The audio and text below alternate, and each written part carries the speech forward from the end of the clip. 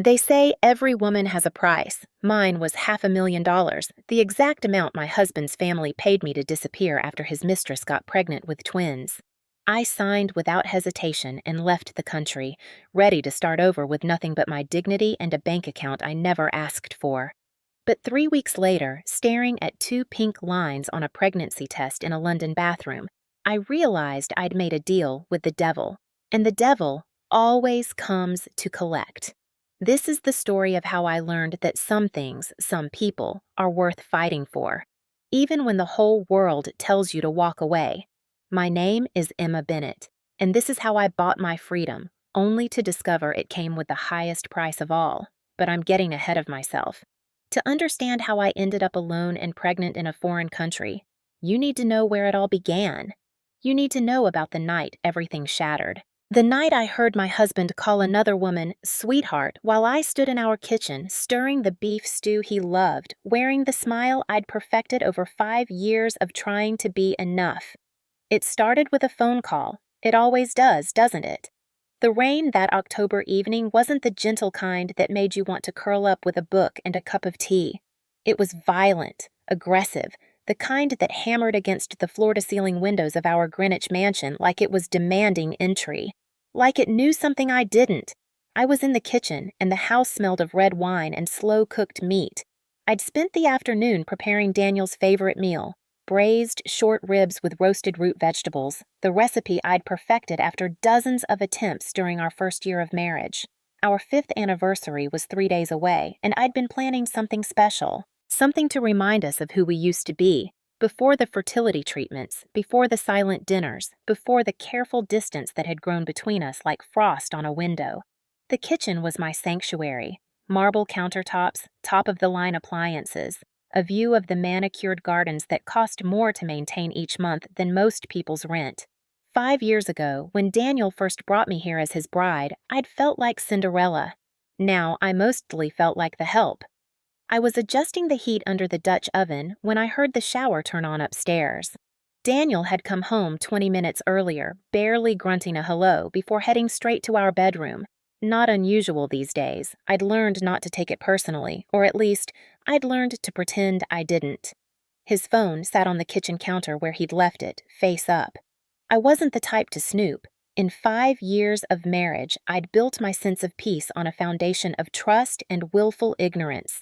Don't ask questions you don't want answered. Don't look for problems. Be the kind of wife who makes a man's life easier, not harder. That's what Victoria, my mother-in-law, had told me during our engagement. Marriage to an Ashford comes with certain expectations, dear. Discretion, grace, the ability to maintain appearances. I'd nodded, young and naive and so desperately in love with Daniel that I would have agreed to anything. The phone lit up. A call. The name on the screen was just a letter. Oh. I stared at it, wooden spoon still in my hand, red wine sauce dripping onto the counter. The phone rang once, twice, 3 times. Sophie! Daniel's voice echoed from upstairs, slightly muffled by the sound of running water and the bathroom door. Can you get that for me, please? My hand moved before my brain could catch up. I picked up the phone, brought it to my ear, and heard my entire world crack open with a single sentence. Danny, I'm scared. The voice was young, feminine, choked with tears. The doctor said, "What if something's wrong? What if I lose them?" I stood frozen, the phone pressed against my ear, unable to speak, unable to breathe. That's when I heard him. Footsteps thundering down the stairs, faster than I'd heard him move in months. Daniel burst into the kitchen, hair wet, shirt half-buttoned, and the look on his face, panic mixed with guilt, told me everything I needed to know before he even reached for the phone. He snatched it from my hand, but gently, like I was something fragile that might break. Maybe I was. He turned his back to me and his voice transformed. It became soft, plush, tender, all the things it hadn't been with me in years. Shh, sweetheart, I'm here. Don't cry. Everything's going to be okay. I promise. I'll take care of everything. The wooden spoon fell from my hand. It hit the tile floor with a sharp, piercing clatter that seemed to echo through the cavernous kitchen, through the entire house, through the careful illusion I'd been living in.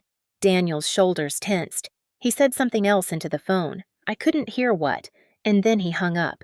For a long moment, he just stood there, back to me, phone in hand. I found my voice, though it came out smaller than I intended. "Who was that?" "A colleague." He didn't turn around. "She's having some medical issues. I'm helping her through it. You called her sweetheart." "It's just He finally turned, and I saw him search for the lie, watch him calculate what I might believe. "It's a complicated situation, Emma. I can't really explain right now." "Try." "Emma." 5 years, Daniel." My voice was shaking now. 5 years I've been your wife. 5 years I've tried to give you everything, to be everything. And you call another woman sweetheart in our kitchen while I'm making your favorite meal. He ran a hand through his wet hair, water droplets falling onto his collar. "You're overreacting. It's not what you think." "Then what is it?" But he didn't answer. He just looked at me with something that might have been pity, might have been exhaustion, might have been relief that it was finally out in the open. "I need to go," he said quietly. "She needs me." He grabbed his keys and walked out. I heard the front door close, the sound of his car starting, the gravel crunching under his tires as he drove away to comfort another woman. I stood alone in the kitchen, the short ribs simmering on the stove, filling the empty house with the smell of a dinner no one would eat. That was the night everything changed color. If I had to pinpoint when my marriage officially died, it wouldn't be the night of the phone call. It would be the 3 months that followed, when silence became our primary language. Daniel came home that night at 2 a.m. I was still awake, sitting in the dark living room, the cold remains of dinner in the kitchen. He didn't explain. I didn't ask. We both just went to bed, him in the guest room, me in ours, and pretended the next morning that everything was normal. Except nothing was normal. Victoria stopped calling. The woman who had once insisted on weekly family dinners, who had micromanaged every detail of my life from what charity events I attended to what I wore to the country club, suddenly went radio silent. 3 months without a single phone call, without a single, "How are you, dear?" or "We're having dinner Sunday, be there at 6. The absence was more telling than any confrontation. Thomas, my father-in-law, became even more distant than usual. The few times I saw him at family functions, I couldn't avoid. He looked at me the way you look at furniture you're planning to replace. Assessing, already mentally rearranging the room without you in it. And Daniel. God, Daniel became a ghost in our own home. He still came back every night, technically, but he arrived late, left early, and in between, he existed in a separate dimension. He'd sit at the breakfast table scrolling through his phone, and I'd see the smile, the one he used to give me, flash across his face at messages I couldn't see. The collar of his shirts sometimes carried a perfume I didn't recognize, something sweet and floral, younger than the classic scents I wore. I told myself stories. She's a client, a colleague, a friend going through a difficult time. I told myself these stories so many times that when I said them out loud to Becca, my best friend, they sounded like lies even to my own ears. "Emma, honey," Becca had said gently over coffee at our usual cafe in downtown Greenwich, "you can't keep pretending this isn't happening." "I'm not pretending. I'm being patient. Marriage is work, Becca. Sometimes you have to weather the storms." "Storms pass, Em. This isn't a storm. This is him living a whole other life while you sit at home making excuses for him." But I wasn't ready to hear it. I'd spent 5 years building this life, this marriage, this version of myself that fit into the Ashford family like a carefully selected piece in a jigsaw puzzle. To admit it was falling apart meant admitting I'd wasted half a decade, meant admitting I'd failed, because that's what it felt like. Failure. Every month that passed without a positive pregnancy test felt like failure. Every awkward family dinner where Victoria would mention Daniel's cousin's new baby or her friend's daughter's twins felt like failure. Every time I saw the disappointment flash across Thomas's face when I walked into a room still not pregnant, still not fulfilling my primary purpose as an Ashford wife, felt like failure. I'd been to 17 different doctors, tried acupuncture, herbal supplements, dietary changes, meditation, prayer. I had a drawer full of ovulation kits and pregnancy tests, a calendar marked with fertile windows and appointment dates. We'd even done 2 rounds of IVF, sitting in sterile clinics holding hands that felt like strangers while doctors spoke in statistics and probabilities. Sometimes, my last fertility specialist had said, her voice kind but resigned, it's just not in the cards. Have you and your husband considered other options? Adoption? Surrogacy? I'd looked at Daniel, waiting for him to say something, anything. He'd just squeezed my hand and said we'd discuss it later. We never did. Now, sitting in our enormous house that echoed with emptiness, I wondered if the reason we couldn't conceive wasn't medical at all. Maybe you can't create life with someone who's already emotionally checked out. Maybe my body knew something my heart refused to accept. The morning everything came to a head started like any other in those strange, silent 3 months. I woke up alone. Daniel had already left for work, or wherever he went that he called work. I made coffee, checked my email, tried to fill the hours of a life that had become increasingly hollow. That's when my phone rang. Unknown number. But the voice wasn't unknown at all. Emma. Victoria's voice was sharp, cold, stripped of any pretense of warmth. No dear, no darling, just my name like an accusation. Be at the estate today. 3 o'clock. Don't be late. Victoria, what's this 3 o'clock. If you're even a minute late, don't bother coming through the gates. The line went dead. I sat holding my phone, my hand trembling slightly. 3 months of silence and now this. A summons. No, please, no explanation. Just a command. I looked around our living room, the cream-colored sofas I'd picked out, the abstract art Daniel's mother had insisted would class up the space, the built-in bookshelves filled with leather-bound volumes no one ever read. I'd spent 5 years trying to make this house feel like a home. Now it felt like a museum. Or a mausoleum. My phone buzzed, a text from Becca. Have you seen this? Below it, a link. I clicked it, and my stomach dropped. The article was from some celebrity gossip site, but the photo was crystal clear. Daniel, his arm around a young woman's shoulders, her hand resting on a visible baby bump beneath a loose dress. She was smiling, that bright, confident smile of someone who knows she's winning. Daniel was looking at her with such tenderness, such care, his hand supporting her elbow as they walked into what the caption identified as Manhattan's premier OB/GYN clinic. The headline, Billionaire heir steps out with pregnant girlfriend, wife, nowhere in sight. And below that, in smaller text, sources close to the family confirm it's twins. Twins. I read that word over and over. Twins, twins, twins. 5 years. 5 years of tracking my cycle, taking my temperature, scheduling sex like a business meeting.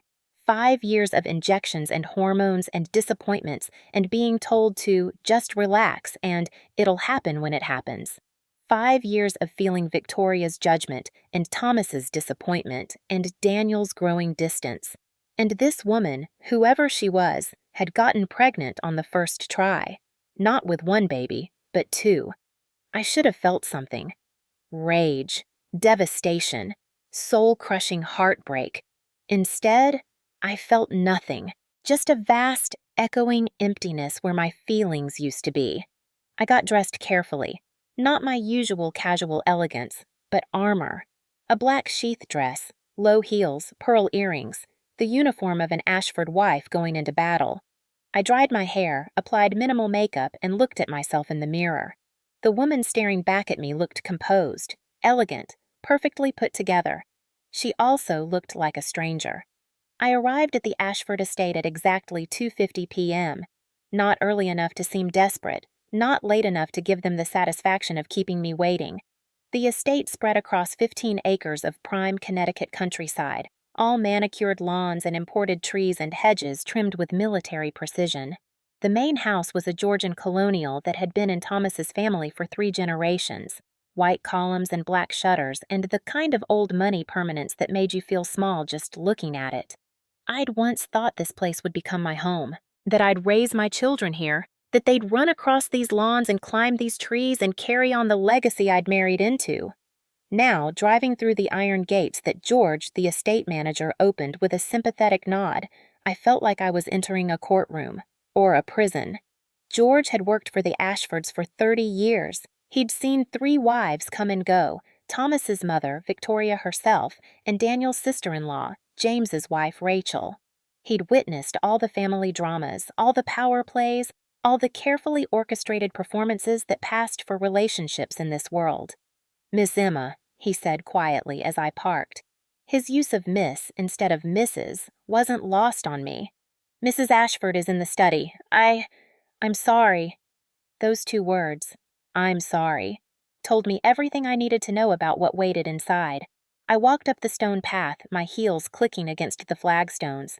The front door was unlocked as always. In this neighborhood, with this level of security, locked doors were for other people. The interior was exactly as I remembered. Dark wood, oil paintings of stern-faced ancestors, the smell of beeswax and old money. A grandfather clock ticked in the hallway, counting down the seconds of my marriage. I found them in the study, sitting like judges behind a massive mahogany desk. Victoria in her usual severe updo and pearls. Thomas in his weekend casual that probably cost more than most people's monthly salary. And between them, on the leather surface of the desk, a stack of papers aligned with absolute precision. They'd been waiting for me, planning this, preparing. "Sit," Thomas said, gesturing to the chair across from them. Not, "Hello, Emma," not, "How are you?" Just, "sit." I sat, my back straight, my hands folded in my lap. 5 years as an Ashford wife had taught me how to maintain composure, even when everything inside me was screaming. Victoria got straight to the point. That was her style. No cushioning, no courtesy, just the blade straight to the heart. "I assume you're already aware of Daniel's affair with Olivia Grant." Olivia. So that was her name. Somehow, having a name made it more real, more devastating. "Yes," I managed to say, my voice steady. Thomas picked up the papers and pushed them across the desk toward me. "Miss Grant is 3 months pregnant, with twins." There it was again. That word, twins, spoken so casually, like it wasn't a knife twisting in my chest. I looked at the papers but didn't reach for them yet. "Why am I here?" Victoria's expression was utterly neutral, like she was negotiating a business deal rather than dismantling her son's marriage. "This family needs an heir, multiple heirs ideally. If you can't provide that, at the very least, don't continue to occupy a position that prevents someone else from doing so." The words landed like physical blows. 5 years condensed into one brutal assessment. "You failed. You're useless. Get out of the way." I heard myself laugh, a short, bitter sound that surprised even me. "So you've brought me here to tell me I need to step aside gracefully." "We've brought you here to offer you a choice," Thomas corrected, his tone suggesting this was generous of them. "A clean break, with compensation for your service to this family." He tapped the papers with one finger. "This is a divorce agreement. Sign it, and the family will wire you $500,000. It's more than enough for you to live comfortably for the rest of your life." $500,000. I didn't know much about business, but I understood that to them, this was pocket change. To me, it represented a price tag, the exact value they'd calculated for 5 years of my life, my loyalty, my attempts to fit into their world. "May I read it?" I asked. "Of course." I picked up the papers, forcing my hands not to shake. The legalese was dense, but certain phrases jumped out. Party A, Emma Bennett Ashford, agrees to dissolve the marriage and make no further claims on the Ashford family assets, reputation, or lineage. Party A will maintain strict confidentiality regarding the nature of the marriage dissolution and will not contact any media outlets or journalists. Party A will refrain from using the Ashford name or her former association with the family for personal or professional gain. And then, buried on page 3, the clause that made my blood run cold. Upon signing, Party A has 7 days to vacate the United States. Party A may not return to the U.S. for a minimum of 3 years. I looked up. "You want to exile me?" We want to ensure a clean transition, Victoria said smoothly.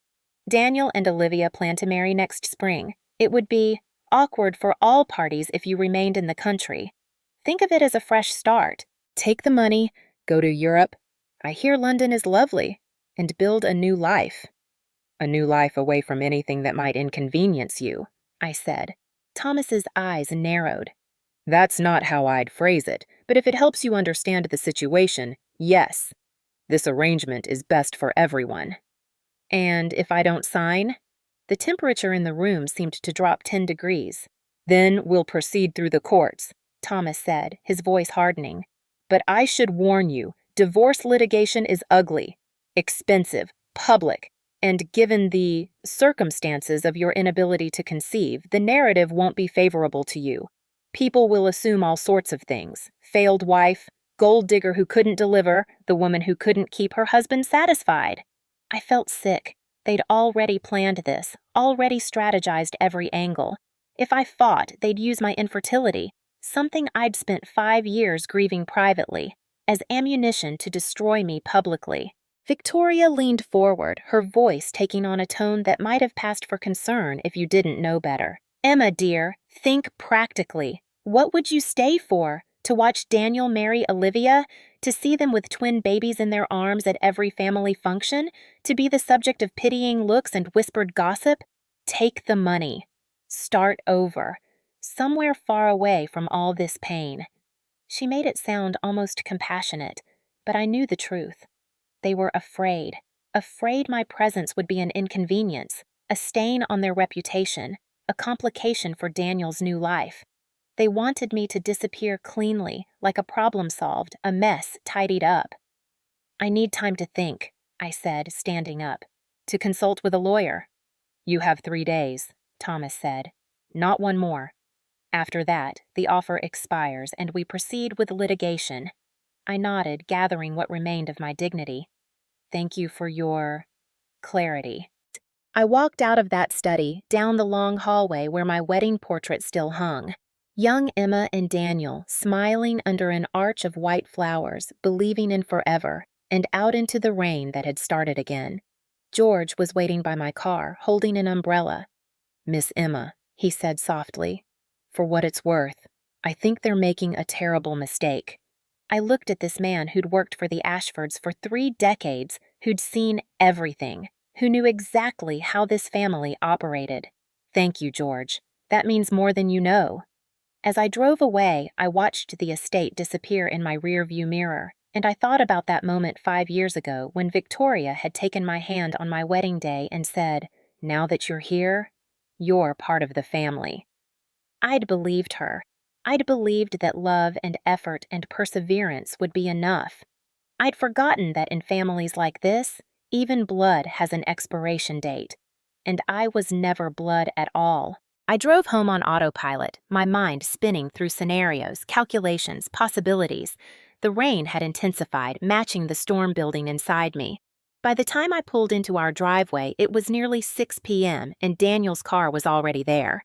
He was home, early, for the first time in months. I sat in my car for a moment, hands gripping the steering wheel, rain hammering the roof. Part of me wanted to just drive away, keep driving until I hit the coast, until I was somewhere these people couldn't find me, couldn't hurt me anymore. But I'd never been a runner, not really.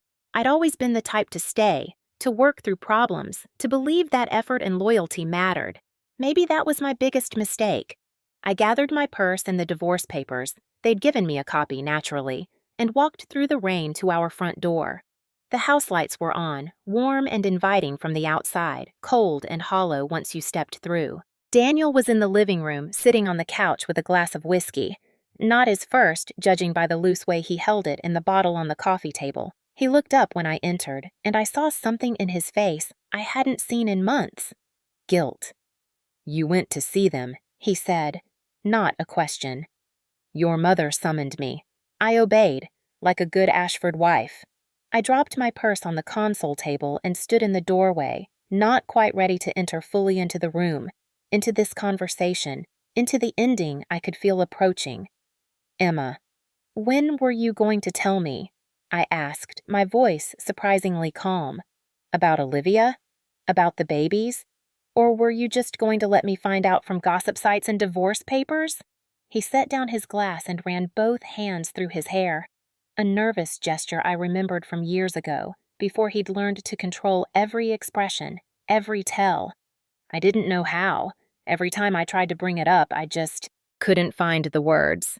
Try now. I'm listening. He stood, swaying slightly, and I realized he was more drunk than I'd thought. It wasn't supposed to happen like this. Olivia and I, it started as nothing. Just, she was there. She listened. She made me feel. Feel what? I demanded, my calm starting to crack. Because I was here, Daniel, every single night, listening, supporting, trying. What could she possibly give you that I couldn't? Hope, he said quietly.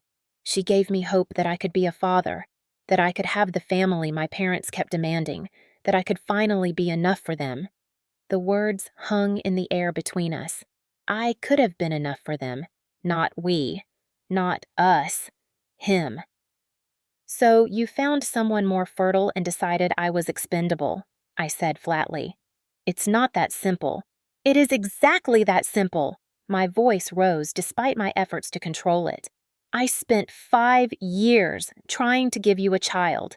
5 years of hormones and disappointments and feeling like a failure every single month.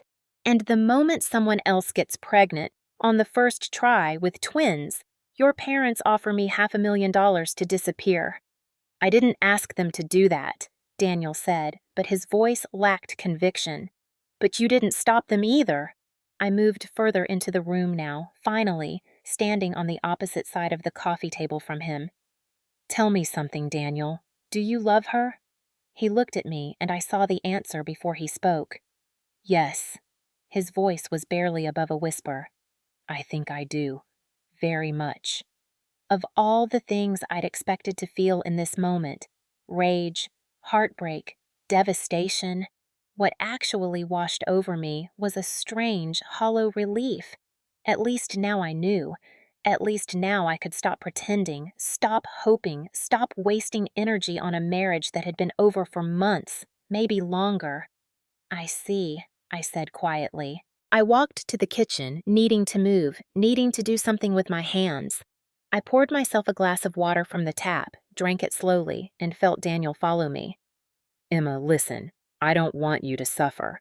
If you sign the papers, take the money, you can start over somewhere new, somewhere you're not reminded of. All this. I turned to face him. You mean somewhere I'm not an inconvenience to your new family. That's not what I meant. Yes, it is. I set the glass down carefully. Let me ask you something. If I don't sign, what happens then? Daniel hesitated, and I saw the calculation in his eyes. He'd already discussed this with his father, probably with their lawyers. My father has already retained counsel. Emma, don't make this harder than it has to be. You can't win against us. You know that. Us, them. Not me and him anymore, but him and his family aligned against me. So that's it? I asked. 5 years of marriage, and your final message to me is, take the money and go quietly, or we'll destroy you in court. I'm trying to protect you. You're trying to protect yourself, I corrected, and your parents' reputation, and your chances with Olivia. Don't dress it up as concern for me. He had the decency to look ashamed. I'm sorry. I truly am. This isn't how I wanted things to end. How did you want them to end? With me gracefully accepting your mistress and her twins while I stayed married to you? With me dying conveniently so you could remarry without the messy divorce? What scenario did you imagine where this didn't break me? I never wanted to break you, he said, and for a moment I almost believed he meant it. Well, congratulations, I said, hearing my voice turn cold and distant, like I was talking about someone else's life. You succeeded anyway. That night, Daniel slept on the couch. I lay in our bed, my bed now, I supposed, and stared at the ceiling, watching the headlights of passing cars sweep across the room. I couldn't cry. The tears that would have come 3 months ago when I first suspected, or even 3 hours ago in Victoria's study, seemed to have dried up entirely. Instead, I felt a strange sort of clarity settling over me, like a fog lifting, revealing a landscape I'd been stumbling through blind. I got up, went to my closet, and pulled out a small wooden box from the top shelf. Inside were all my medical records from the past 5 years. Test results, prescription histories, doctor's notes documenting my desperate attempts to conceive. I'd kept them all, thinking someday they might matter, might lead to success. Now they just felt like evidence of wasted time. I opened my laptop and began researching. Divorce lawyers, international moves, cost of living in London, visa requirements. By 3 a.m., I had a plan. Not a perfect plan, not even a good plan, but a plan nonetheless. If I was going to be exiled, I'd choose my exile. If they were going to pay me to disappear, I'd disappear on my terms. And maybe, just maybe, I'd find a version of myself that existed outside the shadow of the Ashford family. Around dawn, as the first gray light filtered through the curtains, I made my decision. I would sign their papers, take their money, leave their country. But not because they'd broken me, because I chose to be free. 3 days. They'd given me 3 days to decide the rest of my life. I spent the first day calling lawyers, 3 of them actually. They all said essentially the same thing. I could fight, but it would be expensive, public, and ultimately futile. The Ashfords had unlimited resources and no conscience about using them. My best-case scenario after years of litigation would be a slightly larger settlement and a completely destroyed reputation. "They're offering you $500,000 and a clean break," my most honest lawyer told me. "Emma, that's more than most women in your position get. I know it feels like they're buying you off, because they are, but sometimes taking the money is the smartest play." The second day, I told Becca everything. She came over with wine and fury and held me while I finally cried. Not for Daniel, but for the version of myself I'd tried so hard to be. The perfect wife, the patient daughter-in-law, the woman who believed effort and grace would be rewarded. "You should take them for everything they're worth," Becca said, pouring us both another glass. "Sexual misconduct, emotional abuse, the whole 9 yards." "It's not about the money, Beck." "Then what is it about?" I thought about that for a long time. "Dignity. If I fight them in court, they'll drag me through the mud. They'll paint me as bitter, vindictive, a failed wife who couldn't accept reality. Every private detail of our marriage, every medical record, every desperate attempt to conceive, it'll all become public record. Is that really dignity? So what, you just let them win?" "No," I said slowly, the idea crystallizing as I spoke. "I take their money and build something they can't touch. A life that has nothing to do with them. That's winning." The third day, I packed. Not everything. I'd already decided I didn't want most of the things in this house. The gifts from Victoria, the furniture chosen by interior designers, the life I'd tried to wear like an expensive coat that never quite fit. I packed my books, my photographs, my mother's jewelry, the things that were mine before I became Mrs. Daniel Ashford. 2 suitcases. That's what 5 years condensed into. At 2:30 p.m., I drove to the estate for the last time. George opened the gates, and I saw sadness in his eyes as he waved me through. The same study, the same players. But this time, James, Daniel's older brother and the family's primary attorney, was there too, briefcase open, papers arranged like weapons. "Emma," James said with professional courtesy, "thank you for coming. Shall we proceed?" I sat in the same chair I'd occupied 3 days ago, but something had shifted. I wasn't the same woman who'd sat here feeling trapped and desperate. I'd done my crying, my grieving. Now I was just ready to close this chapter. "Before I sign," I said, my voice steady, "I have conditions." Victoria raised an eyebrow. "The terms have already been established." "Then modify them. Or, I walk, and we do this in court." I met her gaze without flinching. 3 days ago, that would have been impossible. Now it was easy. Thomas exchanged a glance with James. "What conditions?" First, I leave the country on my timeline, not yours. I'll be gone within 7 days, but I choose when. James made a note. Acceptable. Second, the reason for the divorce remains sealed, not vague, not irreconcilable differences, completely sealed from public record. Also acceptable, James said. Third, no one from the Ashford family contacts me unless I initiate contact first. No welfare checks. No, just seeing how you're doing. I disappear, and you let me stay, disappeared. Victoria's jaw tightened, but Thomas nodded. Agreed. And finally, when you announce Daniel's engagement to Olivia, my name is never mentioned. I'm a footnote that gets deleted, not a villain in your happy ending. Silence. I'd expected pushback on this one, but instead, Victoria spoke quietly. That's fair. James, add it to the amended agreement. 20 minutes later, the new version was printed. I read every word, every clause, making sure my additions were accurately reflected. Then I picked up the pen. My hand didn't shake the way I'd imagined it would. The ink flowed smoothly as I signed my name on each required line. Emma Bennett Ashford. Emma Bennett Ashford. Emma Bennett Ashford. By the fifth signature, the name already felt like a stranger's. The funds will be transferred within 24 hours, James said, collecting the documents. You'll receive confirmation via email. Thank you. I stood, and for a moment, we all just looked at each other. Me and this family I'd tried so hard to become part of. Emma, Victoria said as I reached the door. I turned back. For what it's worth, you were never the problem. The problem was that we expected you to be someone you're not. Someone no one could be. It might have been the closest thing to an apology I'd ever get from her. I nodded once and walked out. George was waiting by my car. Miss Emma, he said, his voice thick with emotion. I've seen a lot of people come and go from this family. You're the only one leaving with your head up. I hugged him, something that probably violated a dozen unspoken Ashford rules, and whispered, "Thank you for always being kind." I drove away from the estate for the last time, watching it shrink in my rearview mirror until it disappeared entirely. At home, Daniel was waiting. He'd moved his things out while I was gone. Another kindness, or maybe just cowardice. The house felt even emptier than before. "It's done," I said, handing him my copy of the signed papers. I signed. His face showed relief and something else. Regret? Loss? Guilt? Maybe all three. "Thank you," he said quietly.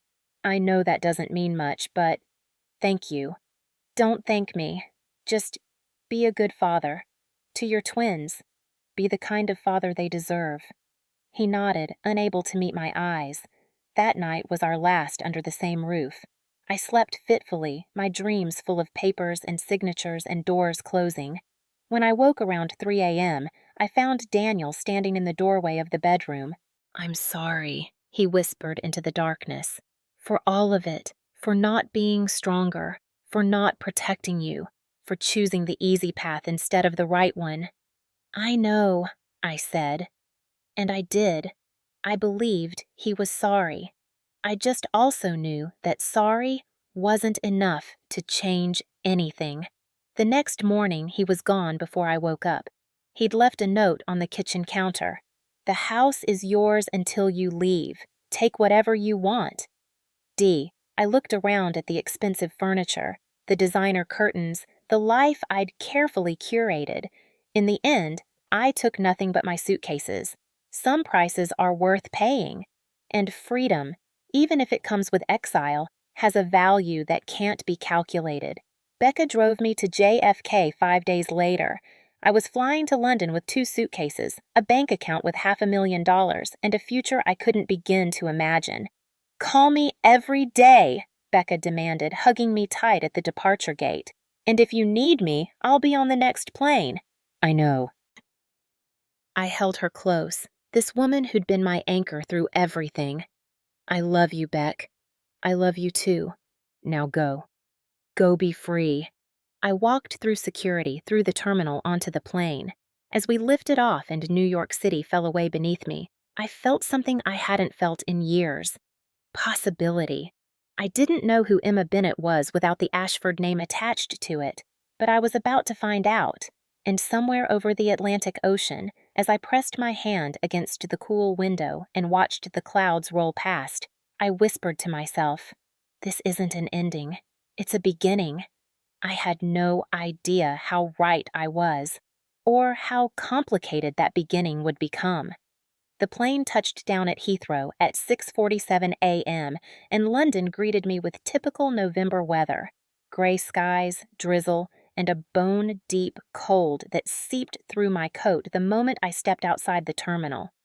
I'd chosen London for practical reasons: English speaking, good health care, far enough from Connecticut that I wouldn't accidentally run into anyone from my old life at a coffee shop or gallery opening, close enough to major cities that I wouldn't feel completely isolated, but standing on the curb with my 2 suitcases, watching black cabs splash through puddles and red double-decker buses lumber past, I felt the full weight of what I'd done.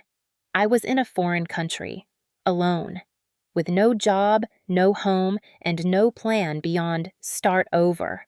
The nausea hit me without warning, a sudden, overwhelming wave that had me gripping the handle of my suitcase for balance. I'd felt off on the plane, attributing it to turbulence and the emotional exhaustion of leaving everything behind.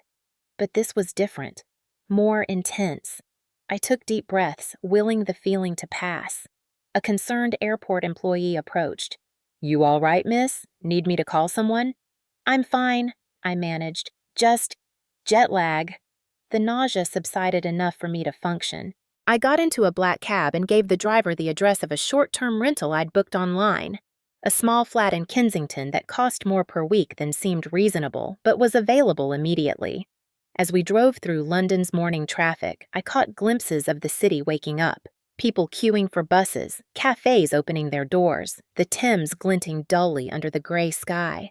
Everything felt both foreign and strangely liberating. Nobody here knew me. Nobody knew my story. I could be anyone. The flat was on the 3rd floor of a Victorian conversion. 1 bedroom, a galley kitchen, a living room with tall windows that looked out onto a quiet street lined with plane trees. It was tiny compared to the Greenwich mansion, but it was mine. No Ashford furniture, no memories embedded in the walls.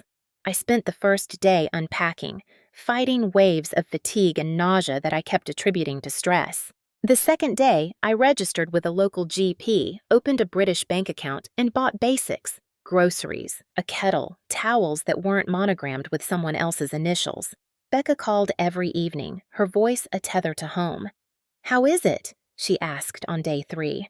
"Quiet," I said, curled up on the small sofa with tea. Strange. But good, I think. I'm still figuring out what good means. "Have you heard from Daniel?" He texted once to confirm I'd arrived safely. I didn't respond. "Good. He doesn't deserve your energy." But here's the thing about starting over. The physical distance doesn't immediately translate to emotional distance. I'd catch myself reaching for my phone to text Daniel about something funny I'd seen, then remember. I'd wake up expecting to hear him in the shower, then remember. I'd cook dinner for 2 out of habit, then remember. I was eating alone. The remembering was the hardest part.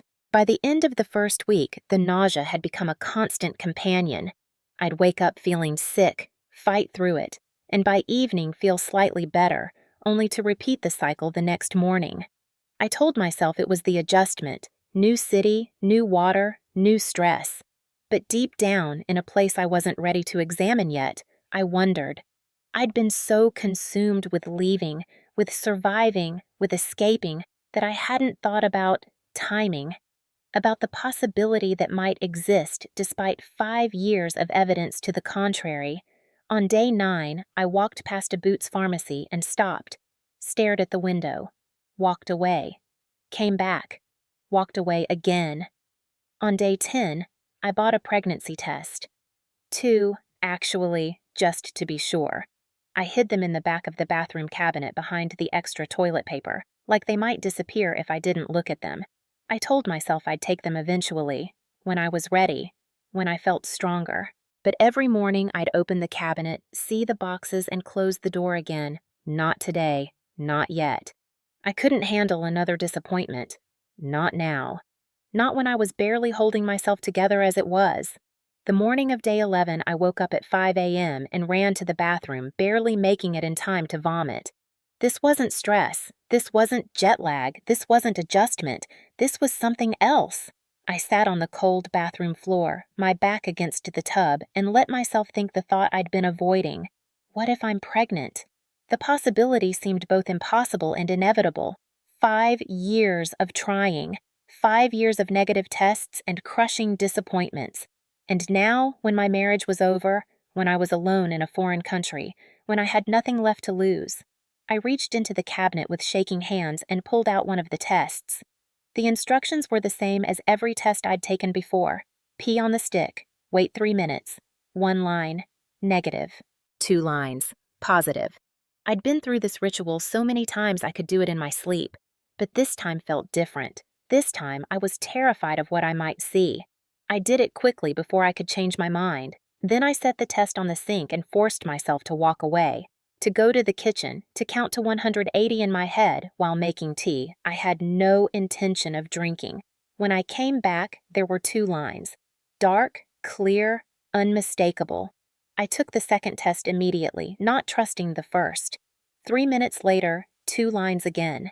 I sat on the edge of the bathtub and stared at those 2 sticks, those 4 lines, and felt my entire world tilt on its axis. Pregnant. After 5 years of prayers and procedures and disappointments, I was pregnant, and I was completely alone. I don't know how long I sat there, long enough for the light outside to change, for the morning sounds of London to filter through the window. Cars, voices, the wheeze of a bus's air brakes. Finally, I called the GP surgery and, voice shaking, made an appointment for that afternoon. Dr. Helen Carter was a woman in her mid-40s with kind eyes and an efficient manner. She listened to my halting explanation, the 5 years of trying, the recent divorce, the move to London, and ordered blood work without judgment. "We'll have the results in a few hours," she said. "But based on your symptoms and the timing, I'd say the home tests are likely accurate. Congratulations, Emma." Congratulations. The word I'd waited 5 years to hear. Now it felt complicated, weighted with implications I couldn't begin to process. The blood test confirmed it. I was pregnant, approximately 6 weeks along. HCG levels normal. Everything looked healthy so far. 6 weeks, I repeated, doing the math in my head. 6 weeks ago, I'd still been in Connecticut. Still married, still desperately trying to save a marriage that was already over. The last time Daniel and I had been intimate was, I counted backward, yes, about 6 weeks ago. An awkward, desperate attempt at connection that had felt more like obligation than intimacy. A week before the phone call that shattered everything. I'd gotten pregnant right before losing everything. The irony was almost poetic. Dr. Carter was explaining something about prenatal vitamins and first trimester care, but I barely heard her. My mind was spiraling through implications. If I tell Daniel, what happens? Do the Ashfords try to take this baby too? Do they offer me more money to disappear? Or worse, do they demand custody, citing my instability and lack of support system? If I don't tell him, am I denying my child a father?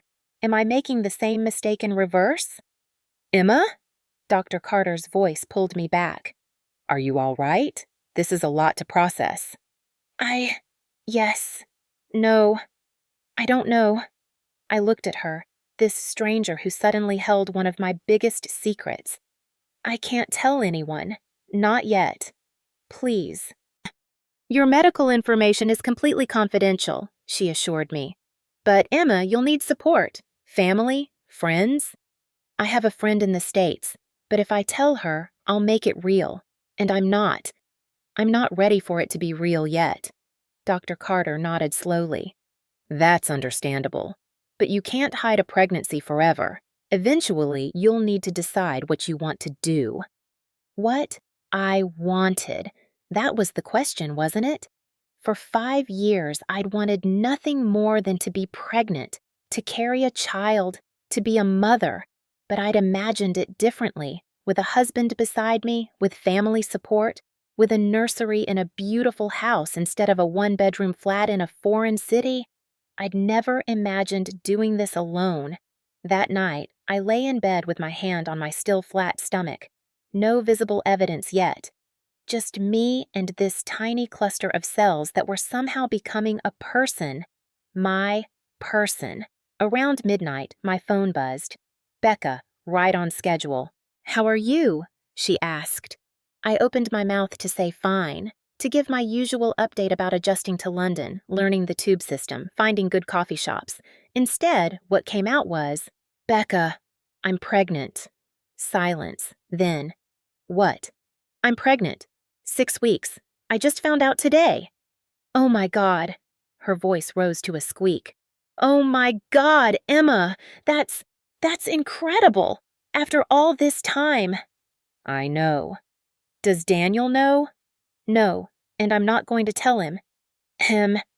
Becca, listen. If his family finds out, they'll come after me. They'll say I'm unstable, that I'm alone in a foreign country with no support, that the baby would be better off with them. They'll offer me money or threaten me or both. And I can't fight them and be pregnant at the same time." Becca was quiet for a moment. "What are you going to do?" I looked at my reflection in the dark window, a woman I barely recognized anymore. "I'm going to have this baby, alone if I have to, and I'm going to keep him safe from people who think children are bargaining chips." "Him?" "I don't know yet, but it feels like a him." "Emma Bennett," Becca said softly. "You're the strongest person I know. If anyone can do this, it's you." After we hung up, I pulled out a notebook and wrote, "Dear little one, today I found out you exist. I don't know how to feel about that yet, terrified and thrilled and completely unprepared all at once. Your father doesn't know about you. His family doesn't know. Right now, it's just you and me. I don't know if that's enough, but I promise you this. I will try. I will protect you, and I will never, ever let anyone make you feel like you're not wanted. Love. Mom." I closed the notebook and placed it in my bedside drawer, the first entry in what I hoped would be a long record of this unexpected journey. Outside, London continued its nighttime rhythm, and inside, my cells continued their quiet miracle of division, of becoming, of creating life against all odds. By week 12, I'd established a routine. Morning sickness, which was actually all-day sickness for me, had eased slightly. I'd found a rhythm: ginger tea, small meals, walks in Kensington Gardens when I felt strong enough. I'd also found work. Nothing glamorous, freelance content writing for lifestyle blogs, the kind of work I could do from home in my pajamas when the nausea allowed. It wasn't much, but combined with my savings, it was enough. I didn't want to touch the Ashford money unless absolutely necessary. That money felt tainted, like it came with strings I couldn't see yet. My flat slowly transformed from a temporary landing place into something resembling a home. I bought plants, hung curtains, found a used bookshelf at a charity shop. Small things that made the space mine. Every week I went to Dr. Carter for checkups. Each time, hearing the heartbeat, that rapid rhythmic thump-thump-thump, made it more real. By week 13, I'd graduated from maybe pregnant to definitely pregnant, and my body was starting to show evidence. I bought my first maternity jeans online, delivered in plain packaging. Wearing them felt like accepting a truth I'd been dancing around. This was happening. I was going to be a mother. Becca called daily, sent care packages weekly. American snacks I was craving, pregnancy books, a stuffed elephant she'd named Mr. Trunk. Her support was a lifeline, but it also highlighted how alone I was. No mother to call with questions. No husband to rub my feet when they swelled. No family to share the excitement with. Just me. And increasingly, just me felt both terrifying and empowering. One afternoon in early February, 15 weeks pregnant, the beginning of my second trimester, I was walking through Hyde Park when my phone rang. Unknown number, international. I almost didn't answer, but something made me. "Emma Bennett?" The voice was male, older, formal. "Yes?" "This is George Morrison, from the Ashford estate." My heart stopped. "George? How did you get this number?" I apologize for the intrusion. I I called to check on you, to see how you're settling in London. Why? He hesitated. Because I've worked for that family for 30 years and I've watched them treat too many good people poorly. You deserved better, Miss Emma. I sat down on a bench, my free hand instinctively going to my belly. That's kind of you, George. I'm I'm doing okay. Adjusting. I'm glad to hear it. Another pause. How's your health? You looked quite tired when you left. It was an innocent question, a kind question, but something in my tone must have changed because George said, very quietly, Miss Emma, is everything all right? Yes, everything's fine. Because if you needed anything, George, I appreciate your concern, I really do. But I need you to do something for me. Don't tell the Ashfords you called. Don't tell them anything about me, please. Of course, your privacy is your own. We said goodbye, and I hung up feeling shaken. It had been such a brief conversation, but what if Victoria had been listening? What if George, despite his good intentions, let something slip? I called Becca immediately. They might find out. What? How? I explained about George's call, about how I'd been caught off guard, about how my voice might have revealed too much. You're being paranoid. Am I? You know Victoria. She's like a bloodhound. If she suspects anything, she'll investigate. And once she finds out... I trailed off, the implications too terrifying to voice. Okay. Let's think this through. What's the worst that could happen? They come here. They demand custody. They threaten me. They offer me money to hand over my baby. Emma, breathe. You're spiraling. She was right. I was spiraling. The pregnancy hormones weren't helping. Everything felt more intense, more catastrophic. I'm scared, Beck, I admitted. For the first time since leaving, I'm really scared. What if I can't protect him? Him? So it is a boy? I don't know yet, but yes, I think so. Emma, listen to me. You are not the same woman who signed those papers 4 months ago. You're stronger now, and if they come for you, we'll fight them. Together. That night, I couldn't sleep. I lay in bed imagining worst-case scenarios. Victoria showing up at my door. Daniel demanding a paternity test. Lawyers serving papers. My baby being taken away before I even got to meet him. Around 3 a.m., I got up and did something I'd been avoiding. I researched custody law, British law, American law, international custody battles. The more I read, the more complicated it became.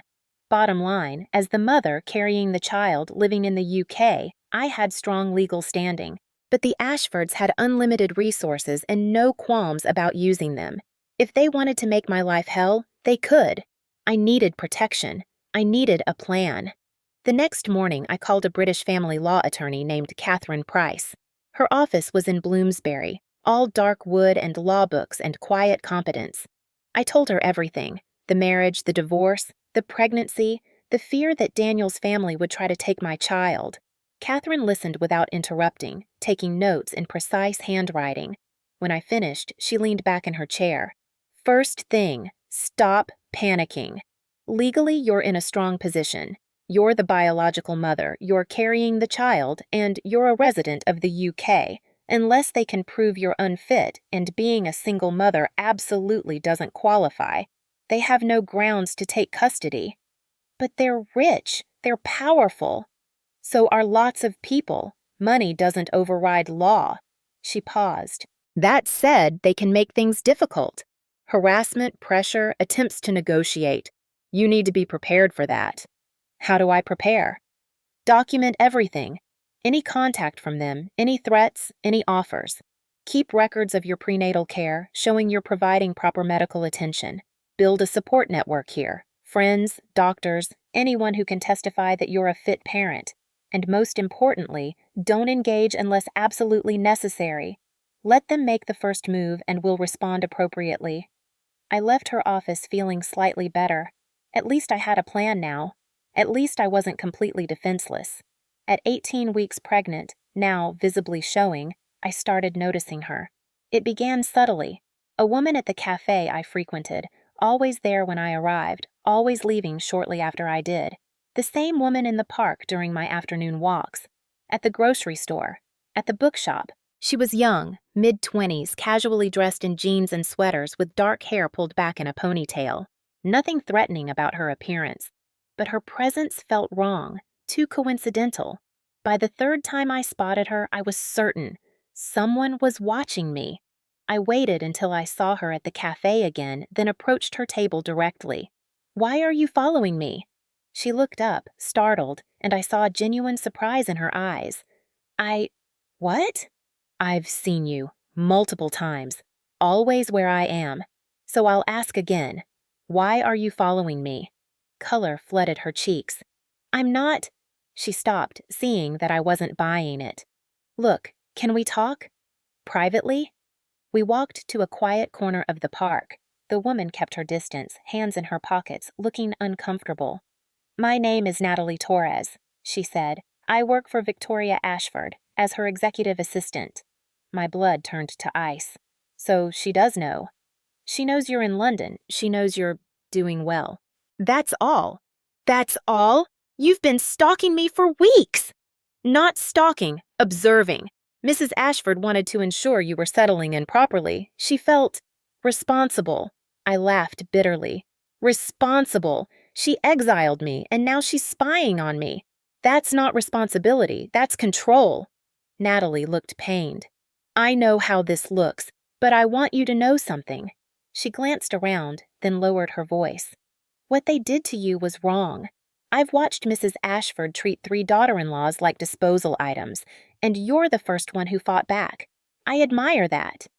You have a funny way of showing admiration. I'm doing my job, but I'm also going to tell you something I probably shouldn't." She pulled out her phone, scrolled, then showed me a photo. It was Victoria, sitting in what looked like a hotel lobby. Elegant as always, but something in her posture looked defeated. "She's here," Natalie said. "In London, has been for 3 days. Staying at the Ritz." "Why?" "She wants to see you, to talk. She's too proud to reach out directly, so she sent me to assess the situation first." I placed a protective hand on my belly, a gesture that was becoming instinctive. Natalie's eyes flickered to the movement, and I saw realization dawn on her face. "You're pregnant," she whispered. "No, I'm not. Emma, I've been following you for 2 weeks. I've watched you go to a prenatal clinic. I've seen how you hold yourself, how you walk. You're pregnant." My heart was racing. "Does Victoria know?" "Not from me. I haven't reported back yet." We stared at each other. I was trying to assess if I could trust her, if this was some elaborate setup. She seemed to be making the same calculation about me. "Why haven't you told her?" I finally asked. Natalie's expression softened. "Because I think you deserve to decide when and how that information gets shared, not to have it used against you." So, she pulled out a business card and wrote something on the back. "This is my personal number. If you need anything, really anything, call me. I mean that." "Why would you help me?" "Because I've spent 3 years watching Victoria Ashford manipulate people's lives, and I'm tired of being complicit." She paused. "For what it's worth, I think you're brave, and your secret is safe with me." She walked away, leaving me standing in the park with a business card and a new reality. Victoria was in London, and it was only a matter of time before she figured out the truth.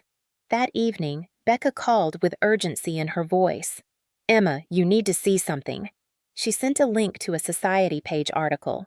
"Ashford Grant wedding postponed due to medical complications." I read the brief article. Olivia had suffered a placental abruption at 22 weeks. She was on strict bed rest, the twins at risk. The wedding, previously scheduled for April, had been postponed indefinitely. My first emotion wasn't joy at their suffering. It wasn't even satisfaction. It was an unexpected pang of sympathy. I knew what it was like to be terrified for a pregnancy, to feel your body might betray you. My second emotion was fear. Desperate people do desperate things. If Olivia's pregnancy was at risk, would they start looking for alternatives? For other potential Ashford heirs? As if summoned by my thoughts, my phone rang. Daniel. I stared at his name on the screen for a long moment, then answered. Emma. His voice was rough, exhausted. I know I have no right to call, but I needed to hear your voice. Why? Because everything's falling apart. Olivia's pregnancy. It's bad, Emma. She might lose one or both babies. And I keep thinking about you, about how you tried for so long, and I wonder if this is some kind of cosmic punishment for what I did. Daniel, I'm sorry about Olivia's pregnancy. Genuinely. But I can't be your therapist. I can't help you process your guilt. I know, Are you okay? Are you happy in London? Was I happy? I looked around my small flat at the maternity clothes hanging in the open closet, at the prenatal vitamins on the counter, at the life I was building that he knew nothing about. I'm finding my way, I said carefully. I'm glad. You deserve to be happy, even if I'm the reason you aren't. We sat in silence for a moment, the distance between us measured in more than miles. Daniel, why did you really call? Because I miss you, he said quietly. Not as my wife. I know that's over, but as the person who knew me before all this, who saw me as more than just an Ashford heir. That person is gone, I said, surprised by how true it felt. She died somewhere between the phone call and the divorce papers. I'm someone different now. I know. I can hear it in your voice. You sound stronger. Survival will do that. After we hung up, I felt unsettled. George's call, Natalie's revelation, now Daniel reaching out. They were circling, getting closer, even if they didn't know what they were circling. I pulled out my notebook and wrote, Dear little one, week 18. You're the size of a sweet potato now. I felt you move for the first time today. Just a flutter, like butterfly wings. But it was you, letting me know you're there. Your father called today. He doesn't know about you. Part of me wanted to tell him, not because I miss him, but because secrets feel heavy. But then I remember what his family is capable of, and the secret feels necessary. Is that wrong? To keep you hidden like this? I don't know anymore. I just know that right now, in this moment, you're safe. And keeping you safe is all that matters. Love, Mom.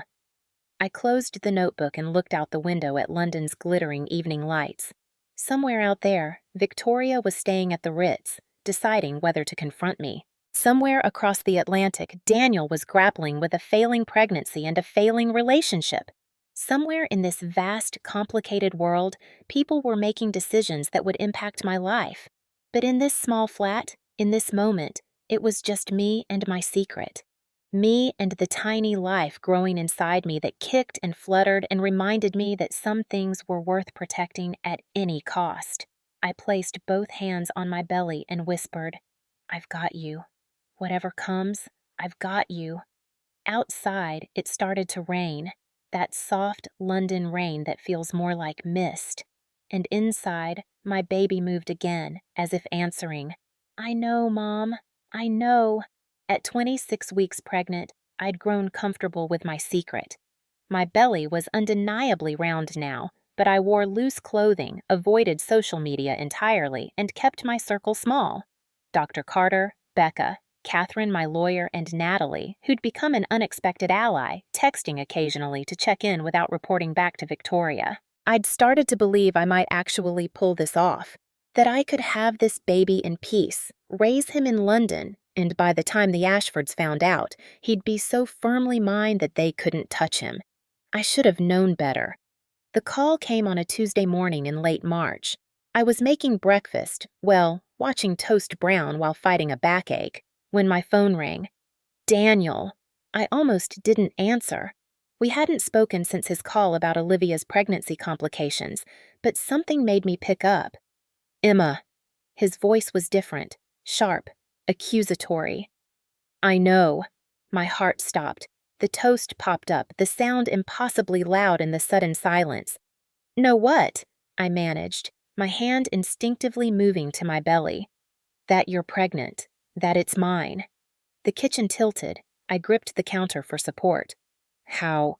Does it matter? Were you ever going to tell me? 1,000 responses flooded my mind, But what came out was, no. No? His voice rose. Emma, that's my child. I have a right to know. You gave up that right when you signed those divorce papers, I said, my voice stronger now. The initial shock was wearing off, replaced by a protective fury I'd never felt before. You chose Olivia. You chose your family's approval. You chose everything except me. So, no, Daniel, you don't get rights. That's not how biology works. Biology? I laughed bitterly. 5 years you watched me try to get pregnant, 5 years of medications and procedures and disappointments. And the moment it finally happens, you think you can just claim ownership? Emma, listen to me. My parents know. They're booking flights to London as we speak.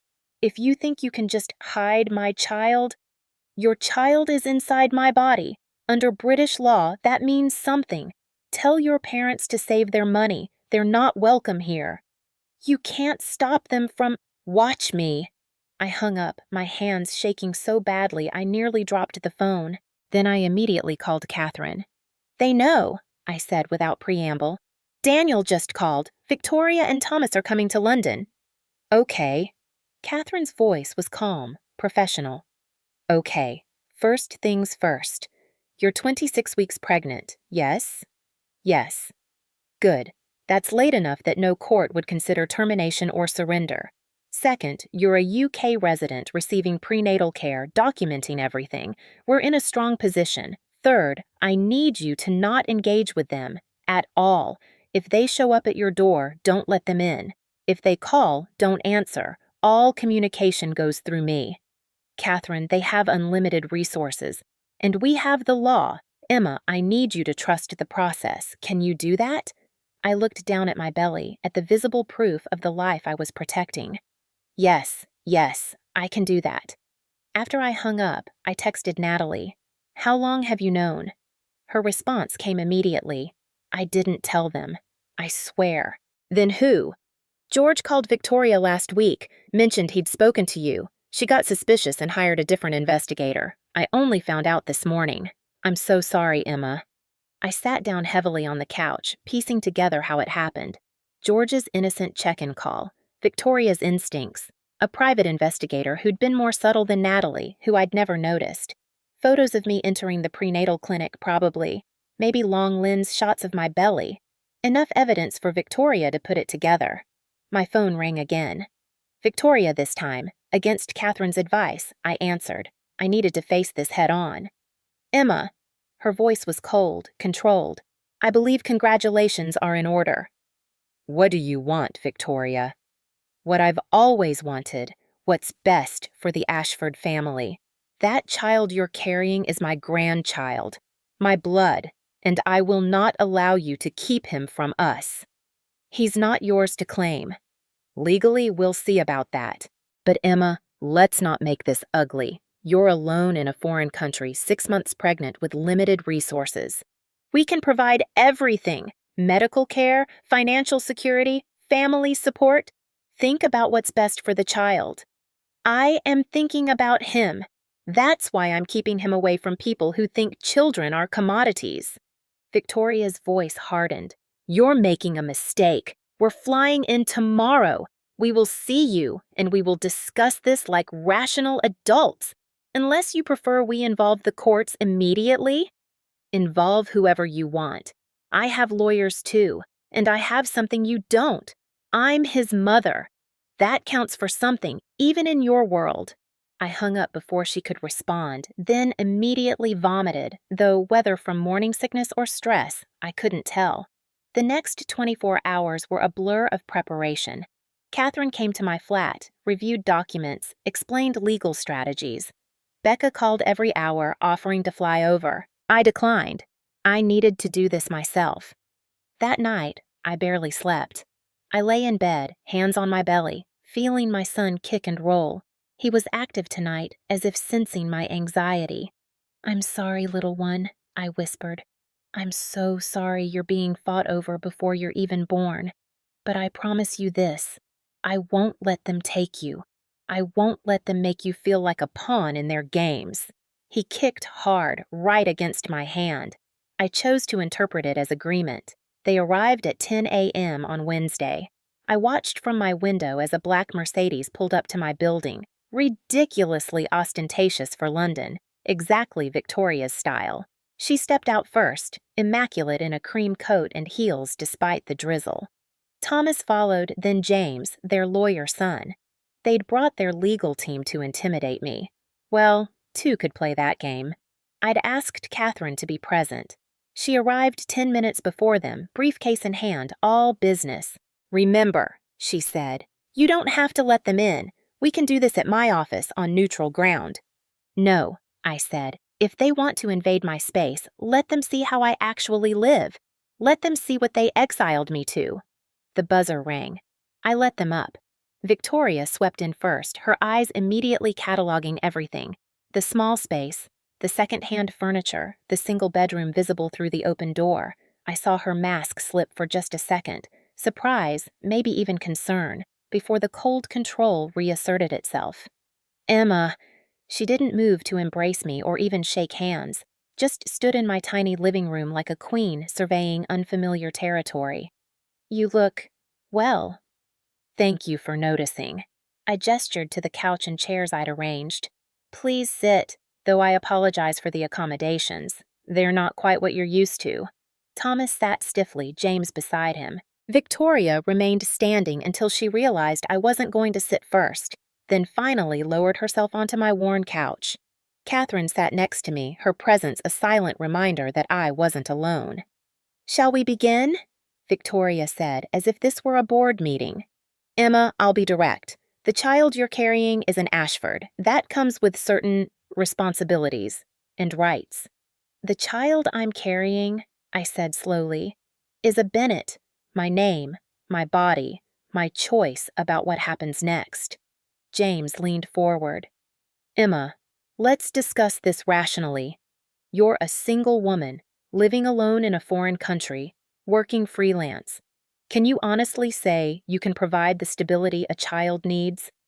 "I'm providing love, something your family doesn't seem to understand the value of." "Love doesn't pay for education," Victoria interjected. "It doesn't provide security, connections, opportunities.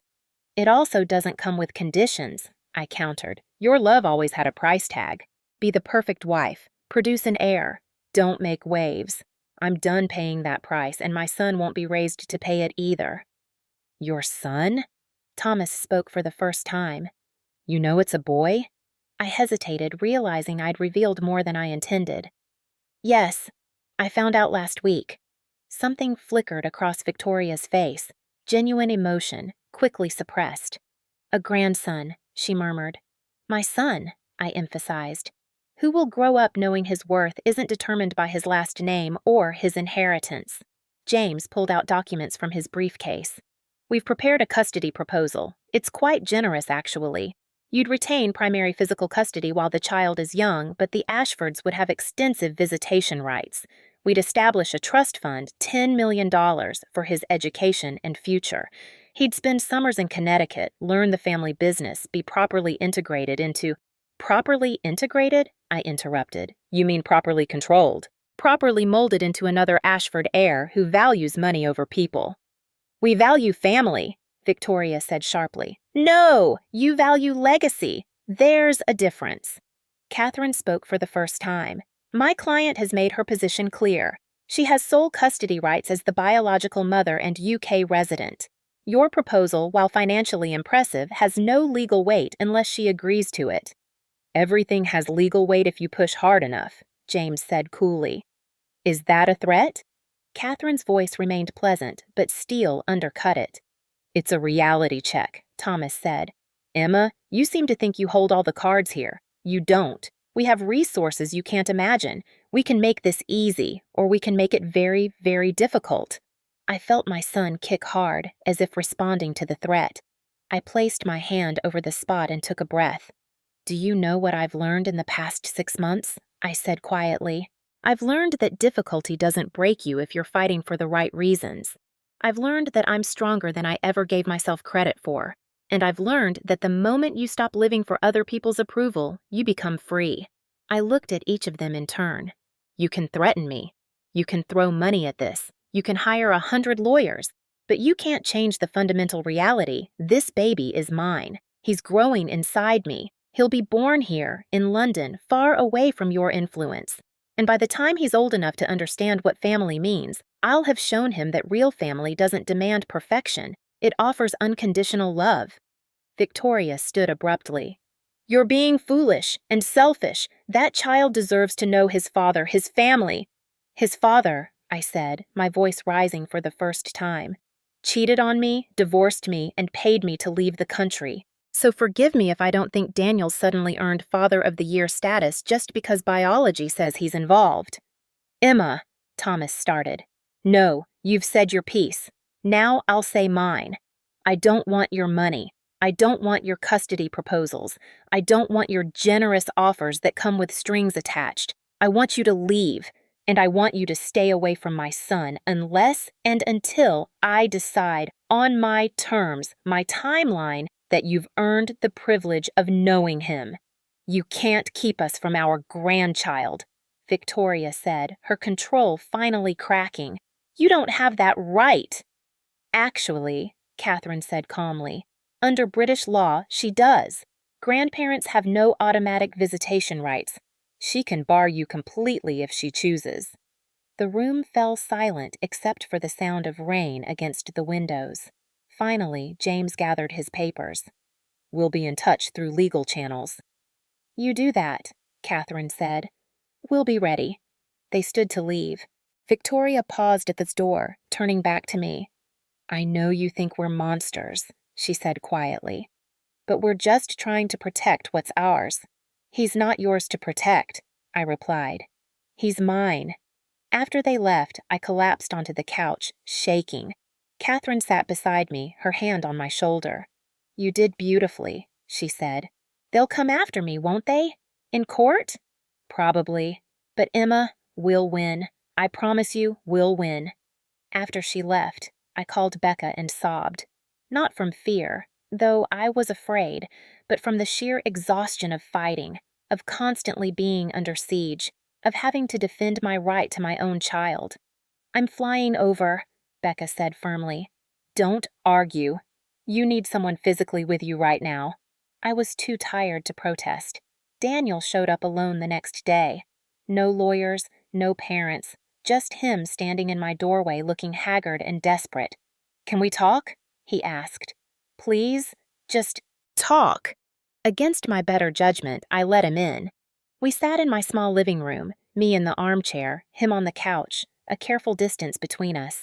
His eyes kept drifting to my belly, visible beneath my sweater. Can I? He gestured hesitantly. Can I see?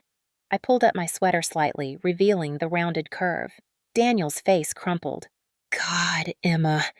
It's real. You're really pregnant. What did you think I was lying? No, seeing it makes it real. He looked up at me, tears in his eyes. Why didn't you tell me? I'd prepared for this question, because the moment I left Connecticut, I stopped being your responsibility. And the moment I found out I was pregnant, I realized he couldn't be your leverage. Leverage? Emma, he's my son.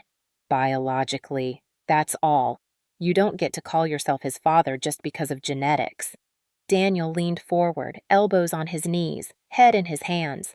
I know I have no right to ask for anything. I know I destroyed us. But Emma, please, let me at least try to be a father to him. Why? I asked bluntly. Why now? Is it guilt? Is it your parents' pressure? Or do you actually want this child, this specific child, regardless of circumstances? He was quiet for a long time. I don't know, he finally admitted. Maybe all of those things. But Emma, when I found out you were pregnant, it felt like a second chance. Not for us, I know that's over, but for me to do something right. You can't use my baby to assuage your guilt. That's not what I'm trying to do. He looked up. Olivia lost one of the twins last week. Oh, Daniel, I'm sorry. The other one. It's too early to know if she'll make it, and standing in that hospital, watching Olivia cry, dealing with my mother's disappointment that there might only be one Ashford heir instead of two, I realized how fucked up we all are, how we reduce children to achievements, to legacy. He wiped his eyes. I don't want to be that father. I don't want to be my dad, treating kids like business assets. But I also don't know how to be anything else. And I thought, maybe you could teach me. Teach you? How to be a better person than my family raised me to be. You did it. You broke free from them. You're building this life on your own terms. Maybe being around you and our son could help me figure out who I actually am. It was the most honest Daniel had been with me in years, maybe ever, and I felt my anger soften slightly, not disappear, but soften. I can't promise you anything, I said. I can't promise you'll be in his life, or how much, or on what terms, because right now, my only job is protecting him, and I don't know yet if that means protecting him from you. I understand. But, I continued, I won't keep him from you out of spite. If you prove, really prove, through actions, not words, that you're capable of being the father he deserves, then we'll talk, after he's born. When I've had time to adjust to being a mother, when you've had time to figure out who you are without your family pulling your strings. That's more than I deserve. Yes, it is. Daniel stood to leave, then turned back. Emma, for what it's worth, I'm proud of you, for standing up to them. I never could. I know, that's why our marriage failed. He nodded, accepting the truth of it, and left. I sat alone in my flat, hands on my belly, and thought about forgiveness. I wasn't ready to forgive Daniel, not fully, maybe not ever, but I was beginning to understand that forgiveness wasn't about him. It was about me choosing not to let bitterness poison my son's future.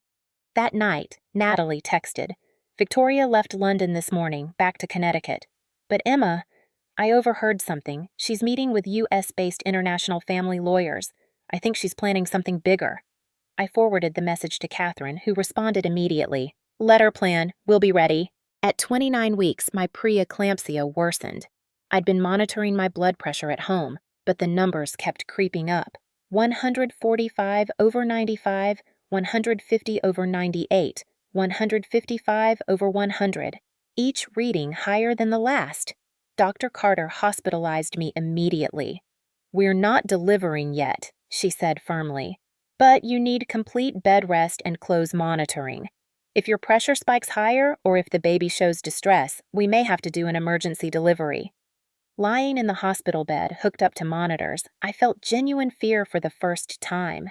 Not fear of the Ashfords or custody battles or legal threats, fear for my son's life. Fear that after everything, I might lose him anyway. Becca, who'd flown over the previous week and refused to leave, sat beside my bed. He's going to be fine. You're both going to be fine. What if I can't do this? I whispered. What if my body fails him the way it failed Daniel? Emma, look at me. Becca gripped my hand. Your body didn't fail Daniel. It refused to create life with someone who didn't deserve you. And now it's creating life because you're finally living for yourself. That's not failure. That's your body being smart. I wanted to believe her, but lying there, watching my son's heartbeat on the monitor, that steady, reassuring thump, thump, thump, I couldn't shake the fear. Against my better judgment, I texted Daniel. I'm in hospital, preeclampsia. They might have to deliver early. His response was immediate. Which hospital? I'm coming. No, I'll let you know when the baby comes, I promise. But not yet. Emma, please. Daniel, I need space. But you'll be the first call when he's born. I promise you that. A pause. Then, okay, I trust you. That night, alone in the dark hospital room with only the glow of monitors, I had a moment of absolute clarity. I was doing this alone. Really, truly alone. If something went wrong, if I had to make medical decisions, if complications arose, it was just me, no husband, no family, just me and the doctors. It was terrifying, but also strangely empowering. I'd spent so much of my marriage deferring to Daniel, seeking Victoria's approval, trying to fit into their world. Now, there was no one to defer to.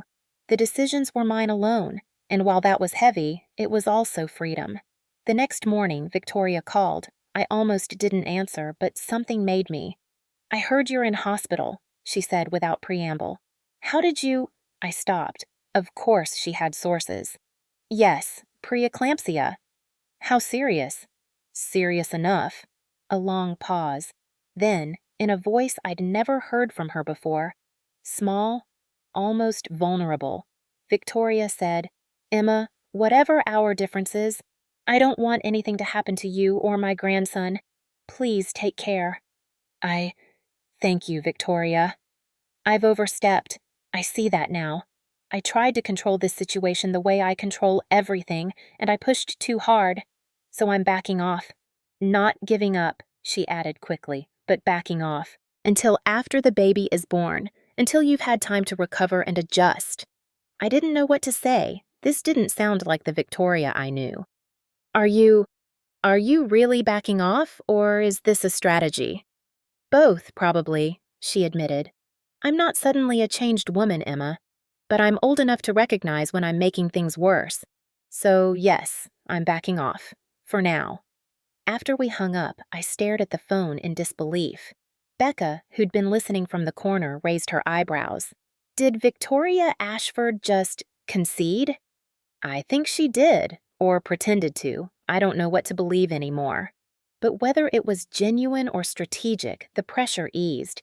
No more threatening calls, no more lawyers sending documents, just me in a hospital bed, waiting to see if my son would stay safely inside me a little longer, or if he'd decide to make an early entrance.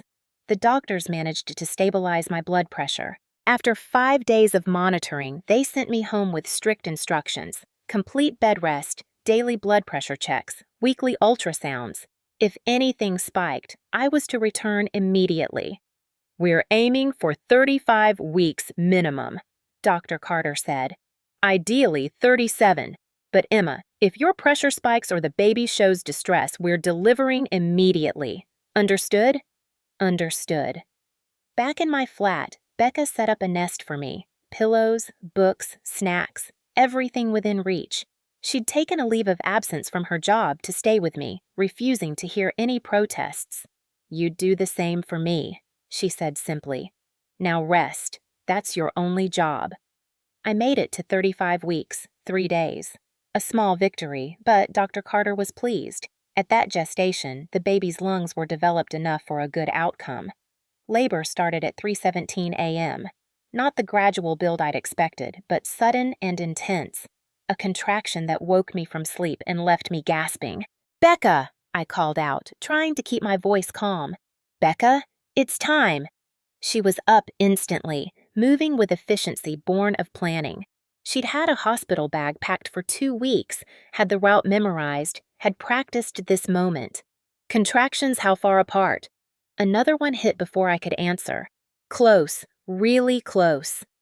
At the hospital, everything happened fast. Dr. Carter examined me and her eyes widened. "Emma, you're already 7 centimeters. This baby is coming soon." "How soon?" "Possibly within the hour. Your body is moving fast." I texted Daniel with shaking hands. Labor, hospital, it's happening. His response was immediate. "On my way." Then I texted Catherine.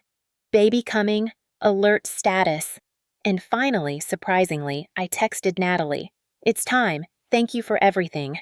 In the delivery room, Becca held one hand while a nurse held the other. I could hear my own breathing, rapid and panicked. "I can't do this," I said, as another contraction peaked. "Becca, I can't."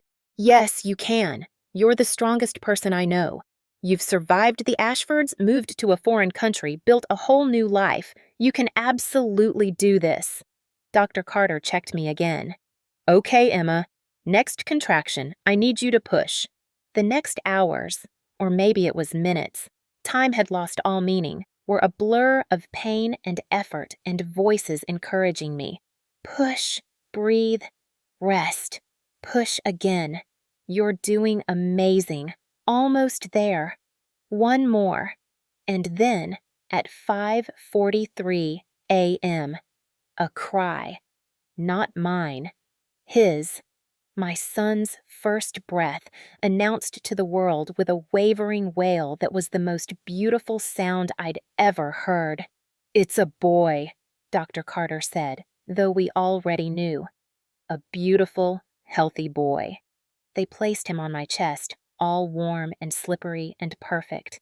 He had dark hair plastered to his head, eyes squeezed shut, tiny fists waving. He was red and wrinkled and absolutely, undeniably perfect. "Hi, baby," I sobbed. "Hi, I'm your mama. I'm your mama." He made a small sound, nuzzling against me, and I felt something in my chest crack open, not break, but expand, like my heart was suddenly 3 sizes larger than it had been a moment ago. "Does he have a name?" the nurse asked gently. I looked at this tiny person, this miracle I'd waited 5 years for, who'd arrived at the exact moment my life had fallen apart and rebuilt itself. "Noah," I said. "Noah Bennett. Just Bennett." "Noah," Becca repeated, tears streaming down her face. "Perfect." The door opened quietly. Daniel stood in the doorway, still in rumpled clothes, clearly having rushed from wherever he was staying. "Can I?" He gestured hesitantly. I looked at Noah, at this tiny person who was entirely mine and also, biologically, half Daniel's, and I thought about grudges and bitterness and whether I wanted Noah growing up in the shadow of my anger. "Come in," I said quietly. "Come meet your son." Daniel approached like he was walking on sacred ground. When he saw Noah, his face crumpled completely. "Can I hold him?" I hesitated, then nodded. The nurse helped me transfer Noah to Daniel's arms. Daniel looked down at Noah with an expression of complete awe. "He's so small." 6 pounds, 4 ounces, the nurse supplied. "Good size for 35 weeks. "Noah," Daniel said softly. "Hi, Noah. He looked up at me, his eyes asking permission. "You're his father," I said, because denying it wouldn't change biology, and I was tired of fighting. "But Daniel, being his father is something you earn every day. It's not a title. It's a commitment." "I understand." He carefully handed Noah back to me. "Emma, thank you. For letting me be here. For giving me a chance." "One step at a time," I said. "Today, you get to meet him. Tomorrow, we'll figure out tomorrow." After Daniel left, I was moved to a recovery room. Becca stayed while I tried to breastfeed for the first time. Awkward, painful, but Noah latched eventually. The nurses praised us both, but I barely heard them. I was too focused on this tiny person depending entirely on me for survival. That first night, I barely slept. Every sound Noah made had me checking. Was he breathing? Was he too hot? Too cold? Hungry? The nurses kept reassuring me he was fine, but I couldn't quite believe that anything this precious could be this vulnerable and survive. Around 2 a.m., feeding Noah in the dim hospital room, I whispered to him, "You and me, baby. That's the team. We're going to figure this out together, okay? I don't know what I'm doing. I'm going to make mistakes, but I promise you this, you will always be loved, always be protected, and you will never, ever feel like you're not enough." Noah's eyes, still that murky newborn blue, blinked up at me, and I swear he smiled. The nurses would say it was gas, but I knew better. My son smiled at me, and in that moment, every single thing I'd endured became worth it. Over the next 3 days in the hospital, I had a steady stream of visitors, though I carefully controlled who and when. Becca was there constantly, bringing me food and helping with diaper changes and taking thousands of photos. "For his baby book," she insisted. "And so you can remember you actually looked beautiful doing this, even though you feel like a swamp monster." Daniel came twice a day, always asking permission first, never staying long. He'd hold Noah, talk to him in a soft voice, then leave without pressuring me for more. It was, I had to admit, exactly the right approach. On day 2, Natalie showed up with flowers, not the ostentatious arrangement Victoria would have sent, but a simple bouquet of daisies. "These are from me," she said, "not Mrs. Ashford, though she wanted me to tell you that she'd like to meet Noah. When you're ready. No pressure." I looked at Natalie, this woman who'd started as Victoria's spy and somehow become my ally. Why are you really here? She smiled sadly. Because I've watched the Ashford family for 3 years, and this is the first time I've seen something genuinely good come from them.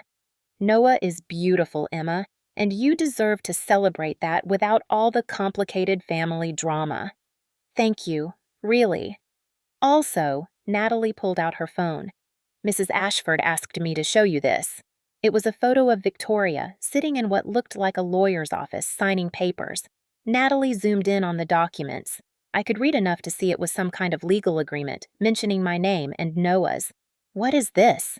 It's Victoria officially waiving any custody claims. She's had it drawn up, signed, and filed. She can visit Noah if you allow it, but she has no legal standing to demand anything. It's unprecedented for her. She's never conceded control like this before. I stared at the image, unable to process it. Why? Because she's smart enough to know that pushing harder would mean losing you both entirely. This way, she might actually get to know her grandson. Eventually. After Natalie left, I sat holding Noah, trying to process this development. Victoria backing off legally was one thing, but actually following through? That would require believing. What do you think, little man? I asked Noah. Do we trust Grandma Victoria, or do we keep our guard up? Noah yawned, showing off his perfect pink tongue, utterly unconcerned with adult complications. On day 3, my phone rang. Victoria. I almost didn't answer, but Noah was sleeping peacefully in his bassinet beside me, and I felt brave. Hello, Victoria. Emma. Her voice was different, softer, uncertain. Natalie showed you the documents? Yes. I meant what I said. I'm backing off. But Emma, may I meet him? Just once? I'll come alone. 5 minutes. That's all I'm asking. I looked at Noah, at his tiny, peaceful face, and thought about grudges and cycles and whether I wanted him growing up surrounded by bitterness or possibility. Tomorrow, I said, 2 p.m., 5 minutes. If you bring anyone else or try to overstep, that's it. Understood. Thank you, Emma. Truly. The next afternoon, Victoria arrived exactly on time. She wore a simple dress, no power suit, no jewelry beyond her wedding ring. She looked older than I remembered, or maybe just more human. Emma, she said quietly, thank you for this. I gestured to the bassinet. 5 minutes. You can hold him if you'd like. Victoria approached slowly, as if Noah might disappear if she moved too fast. When she looked down at him, her mask cracked completely. He has Thomas's nose, she whispered, and Daniel's eyes, and your mouth, I think. Would you like to hold him? May I? I nodded. Victoria picked up Noah with surprisingly practiced hands. She'd raised 2 sons, after all, and held him close. Hello, Noah, she said softly. I'm your grandmother, and I'm going to try very hard to be worthy of that title. We sat in silence for a few minutes, Victoria holding Noah, me watching them both warily. Finally, Victoria spoke. Emma, I owe you an apology, not the corporate kind, but a real one. I treated you abominably. I reduced you to your function, judged you by your fertility, and discarded you when you didn't serve my purposes. It was cruel, and I'm sorry. Why now? I asked. Why apologize now? Because holding this child, I remember holding Daniel like this, thinking about what kind of man he'd become, what kind of life he'd have, and I realized that all my controlling and manipulating and planning, I created a man who can't stand up for himself, who throws away good women, who doesn't know how to be happy because he's too busy trying to please me. She looked up, tears in her eyes. I don't want that for Noah, and I don't want you to believe that I'm incapable of change. Change takes more than one conversation, I said. I know, which is why I'm not asking for forgiveness, just a chance to prove I can do better. She carefully handed Noah back to me. 5 minutes is up. Thank you, Emma, for this gift. After she left, I sat for a long time, processing. Was Victoria's transformation real, or was it just another strategy? I honestly didn't know. What I did know was that I was exhausted from being suspicious all the time, from fighting, from guarding every interaction. Maybe, just maybe, I could let my guard down slightly, not all the way, but enough to see if people really could change. That night, feeding Noah in the quiet hospital room, I felt something I hadn't felt in a long time: hope. Not the desperate, grasping hope of my marriage, but something steadier, more grounded. Hope based not on what others might give me, but on what I'd already proven I could build for myself. "We're going home tomorrow," I told Noah. "To our little flat, to our life. It won't be perfect. It won't be easy. But it'll be ours. Just ours." Noah made a small, contented sound, milk-drunk and peaceful. And for the first time since that rainy night in Connecticut when everything fell apart, I felt truly, completely at peace. The taxi ride from the hospital to my flat felt surreal. Noah was strapped into the car seat I'd bought weeks ago, practiced installing a dozen times, watched YouTube videos, read the manual cover to cover. But now, with my actual baby in it, the whole contraption seemed impossibly flimsy. "Drive carefully," I told the taxi driver, who gave me the patient smile of someone who'd transported many nervous new mothers. "Always do, love." Becca sat beside me, her hand on my knee. "Breathe, Em. You're doing great." "What if I'm not?" The words tumbled out before I could stop them. "What if I get home and I have no idea what I'm doing and something goes wrong and—" "Then you'll figure it out. That's what mothers do." Back at the flat, everything looked both exactly the same and completely different. The space I'd been living in for months now had to accommodate a whole new person. The bassinet I'd set up in my bedroom suddenly seemed too far from the living room. What if he cried and I didn't hear him? What if he needed me and I was too slow? "Okay," Becca said, reading my spiraling thoughts. "Let's get you both settled. Noah needs to eat, you need to rest, and I need to make sure there's actual food in this kitchen." The first night alone with Noah, Becca had finally, reluctantly returned to her hotel, was the longest of my life. He woke every 2 hours to feed. Each time I'd stumble out of bed, pick him up, and settle into the nursing chair I'd found at a charity shop. In the dim light of the London street lamps filtering through my curtains, it was just us. His small sounds, my whispered reassurances, the city breathing around us.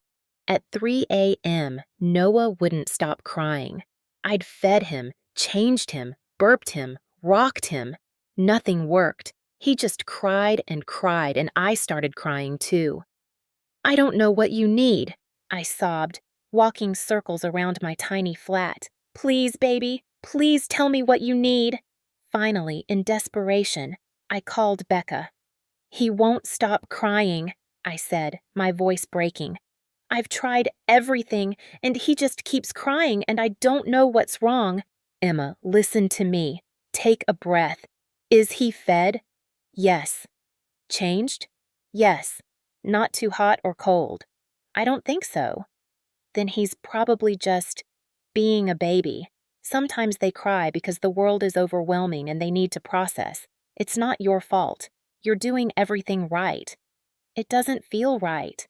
"I know, but trust me, you're doing great. Try skin to skin. Strip him down to his diaper. Hold him against your chest. Sometimes they just need to feel you." I did as she suggested, and miraculously, Noah quieted. Not immediately, but gradually, his cries turning to whimpers, then to small hiccups, then to silence. His tiny body relaxed against mine, his breathing evening out. "You just needed Mama," I whispered. "I get it, baby. The world is scary and big and you don't understand any of it yet. But I've got you. I promise, I've got you." He slept for 3 hours after that, his longest stretch yet. When I finally laid him back in the bassinet and crawled into my own bed, I felt like I'd run a marathon. Every muscle ached. My breasts were sore. My emotions were everywhere. But I'd done it. We'd survived our first night. The first week home was a blur of feeding, changing, sleeping in 20-minute increments, and wondering if I'd ever feel human again. Becca came by daily with food, help, and reassurance that yes, this was normal, and no, I wasn't failing. Daniel texted every morning, "How's Noah? How are you?" I'd send back a photo. Noah sleeping, Noah yawning, Noah's tiny hand wrapped around my finger. Simple updates, no commentary. We were feeling our way toward whatever our relationship would become. On day 8, Daniel asked, "Can I visit?" I brought supplies. When he arrived, he had bags from Waitrose, fresh fruits, prepared meals, expensive diapers I'd never buy for myself. "You didn't have to," I said, letting him in. "I wanted to. Can I?" I gestured to Noah, who was awake in his bassinet. Daniel picked him up with growing confidence, and I noticed he'd been practicing. His hold was more assured than at the hospital. "Hi, buddy," Daniel said softly. "Hi, Noah. It's Dad." Something in my chest tightened. Not jealousy, but something else. The recognition that Noah would have a father, that Daniel was trying, that maybe this could work. "I've been thinking," Daniel said, still looking at Noah, "about what you said, about earning the right to be his father, and I want to do that. Really do it. Not just show up and throw money around, but actually be present." "What does that mean to you?" I asked carefully. "I don't know yet, but I want to figure it out. With your guidance. I don't want to be the kind of father my dad was. Present, but absent, you know? Physically there, but emotionally checked out." He looked up at me. "I want Noah to know I chose to be his dad. That I worked for it." That's good, Daniel. Also, I'm in therapy. Actually in therapy, not just saying I am. Twice a week. Working through everything. My family, my choices, why I'm so bad at standing up for what matters. "How's that going?"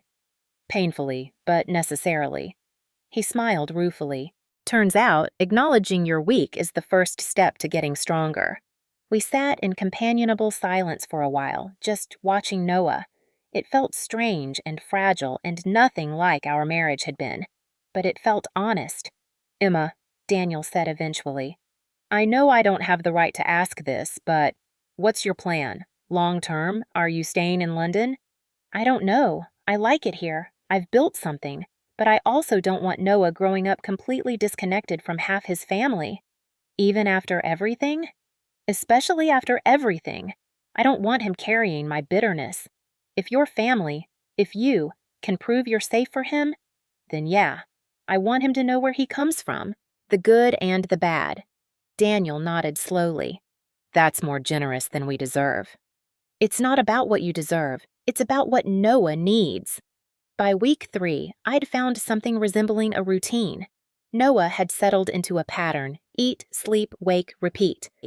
I'd learned to nap when he napped, to accept help when offered, to lower my standards for things like showering and housekeeping. I'd also started writing again. Nothing serious, just journaling. But it felt good to put words on paper, to process everything that had happened. Week 3 with Noah, I wrote one afternoon while he slept. I'm learning that motherhood isn't about perfection. It's about showing up, about trying, about loving someone so much it terrifies you and doing it anyway. People keep asking if I'm lonely, doing this by myself. And sometimes I am, but I'm also content? Complete? I thought I needed a husband, a family, a support system, and those things would be nice. But what I actually need is right here. Me and Noah figuring it out together. Daniel is trying, really trying. I'm not ready to forgive him completely. Maybe I never will be. But I'm ready to let him try to be a good father. That's something. Spring arrived in London with surprising warmth. The plane trees on my street bloomed, parks filled with people, and I started taking Noah for long walks in the pram I'd splurged on. At 3 months, Noah was transforming from a newborn into a baby with personality. He smiled, really smiled, when he saw me. He cooed and kicked his legs when happy. He had preferences, liked being worn in the carrier, hated tummy time, loved bath time, and he looked like an interesting mix of both families. Daniel's dark hair and eye color, but my mouth and nose. When I looked at him, I didn't see the Ashfords or the Bennets. I just saw Noah. Daniel had settled into a rhythm too. He came to London once every 2 weeks, stayed for 3 or 4 days, and during that time, he was fully present. He'd do night feedings with bottles of expressed milk, change diapers without complaining, sit on my floor playing with Noah for hours. "You're good at this," I told him one evening, watching him make ridiculous faces that had Noah giggling. "I'm learning. Though I'll admit it's easier when I can hand him back to you at the end and go sleep in a hotel." "Is that what you want?" I asked. "To be the fun part-time dad?" Daniel stopped playing and looked at me seriously. "No, I want to be a real father, but I also want to respect your space and not crowd you. I'm trying to find the balance." "What about Olivia, the baby?" Daniel's face clouded. "She lost the second twin at 27 weeks. It was devastating. We're not together anymore. Haven't been since before Noah was born, really. We were holding on out of guilt and obligation, not love." "I'm sorry about the babies." "Me too." He looked down at Noah, who was gnawing on a teething ring. "It made me realize how lucky I am. That Noah survived, that you're both healthy, that you're giving me a chance to be part of his life." Victoria had been true to her word. She video called every Saturday at the same time, 10 a.m. London time. She'd ask how Noah was, what new things he'd learned, and she'd tell him stories about Daniel as a baby. She never asked to visit unannounced, never pushed for more than I offered. It was surprisingly pleasant. One Saturday after our call, I made a decision. "Daniel," I said when he called for his evening check-in, "I think it's time for Noah to visit Connecticut, meet your family properly, see where you grew up." Silence. Then, "Really? You'd come back?" "For a visit, not to stay. But yes, I think Noah should know that part of his heritage. If we do it right, with boundaries, with clear expectations, it might be good for everyone." "Emma, thank you. God, thank you." "Don't thank me yet. There are going to be rules." The flight back to the States felt surreal. I'd left 7 months pregnant, alone and heartbroken. I was returning with a 3-month-old baby, a new sense of self, and a complicated but functional co-parenting relationship. Becca picked us up from JFK screaming when she saw Noah. "He's so big! Oh my God, Emma, he's perfect!" "He's gotten chubby," I agreed, kissing his round cheeks. "Exclusively breastfed chunk." We stayed at a hotel in Greenwich, not the Ashford estate. That was rule number 1, neutral territory for sleeping. I wasn't ready to sleep under their roof again. The first meeting was at a restaurant, public, time-limited, safe. Victoria and Thomas arrived exactly on time. Victoria's eyes went straight to Noah, who was strapped to my chest in the carrier, wide awake and curious. "May I?" Victoria asked, gesturing. I unstrapped Noah and handed him over, watching carefully.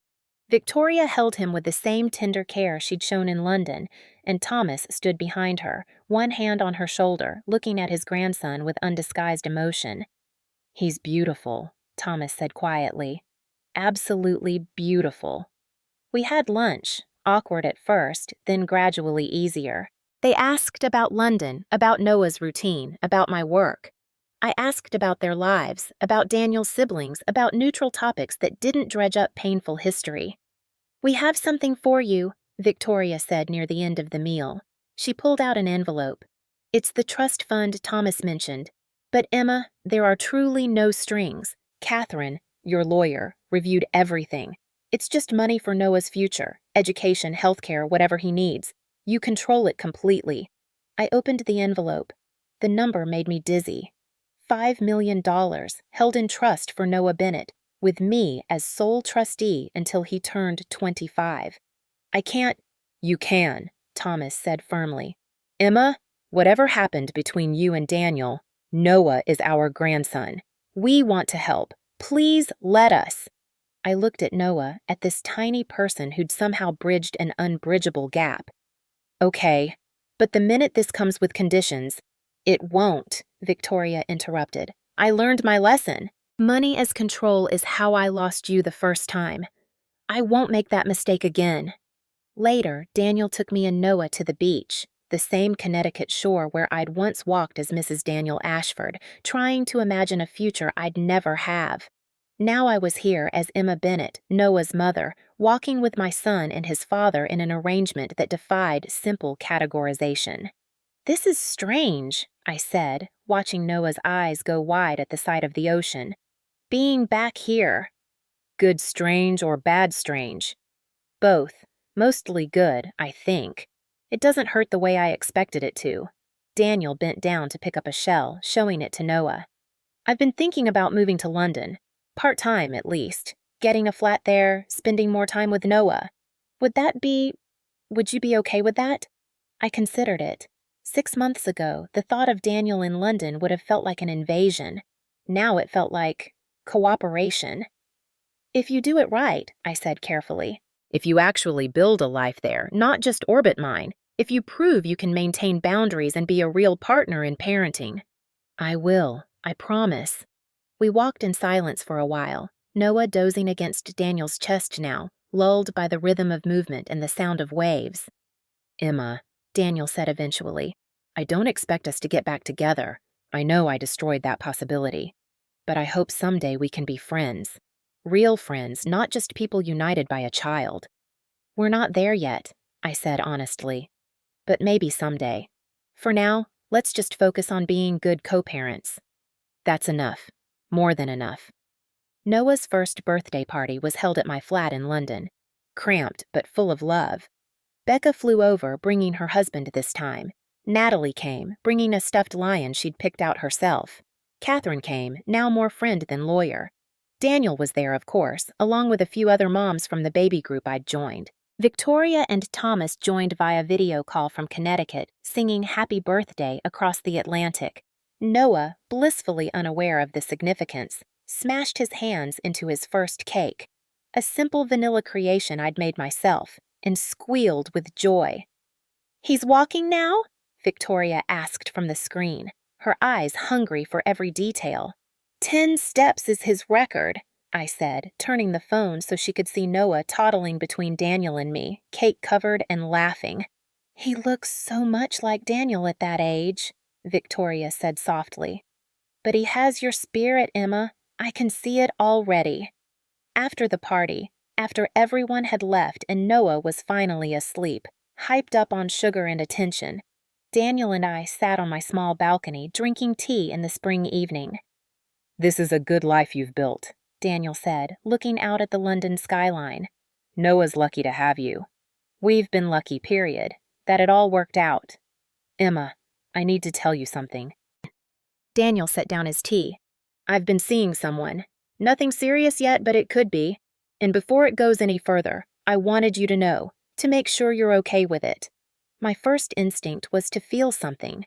Jealousy, maybe, or hurt. But what I actually felt was relief. That Daniel was moving forward. That we both were. "I'm okay with it," I said. "More than okay. You deserve to be happy, Daniel. Really happy, not performing for your family happy." "You too. Are you? Is there anyone?" "Not yet. Maybe someday. Right now, my life is pretty full." I gestured back toward the flat where Noah slept. "But I'm not opposed to it, when the right person comes along." "They'd be lucky to have you." We sat in comfortable silence, and I marveled at how far we'd come. From that broken marriage, that devastating divorce, that impossible situation, we'd somehow found our way to this. Mutual respect, effective co-parenting, something close to friendship. "Do you ever think about what might have been?" Daniel asked. "If I hadn't screwed up, if we'd figured our shit out earlier?" "Sometimes," I admitted. But then I remember, I wouldn't have learned who I really am. I wouldn't have fought for Noah the way I did. I wouldn't have discovered I'm strong enough to build a life entirely on my own terms. "You're remarkable, you know that. I'm just a mom doing her best. That's what makes you remarkable." Inside, Noah stirred and let out a small cry. Both Daniel and I moved to get up, then laughed. "I've got it," I said. "You did the last one." I went to Noah, picked him up, and settled into the nursing chair that had become my favorite spot. He was getting too big for nighttime feeds, but tonight, after all the excitement, he needed the comfort. In the dim light, I whispered to him, "You're 1 year old, baby boy.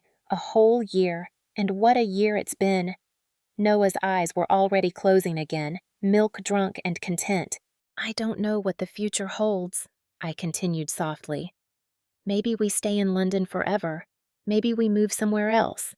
Maybe your dad becomes a permanent fixture here, or maybe we work out something different. But whatever happens, you'll be loved. So, so loved. You'll have two families in a way. Your dad's complicated, wealthy, sometimes frustrating family, and the one we're building. Just you and me. And that's okay. You can love them both. You can take the good parts of both and leave the rest.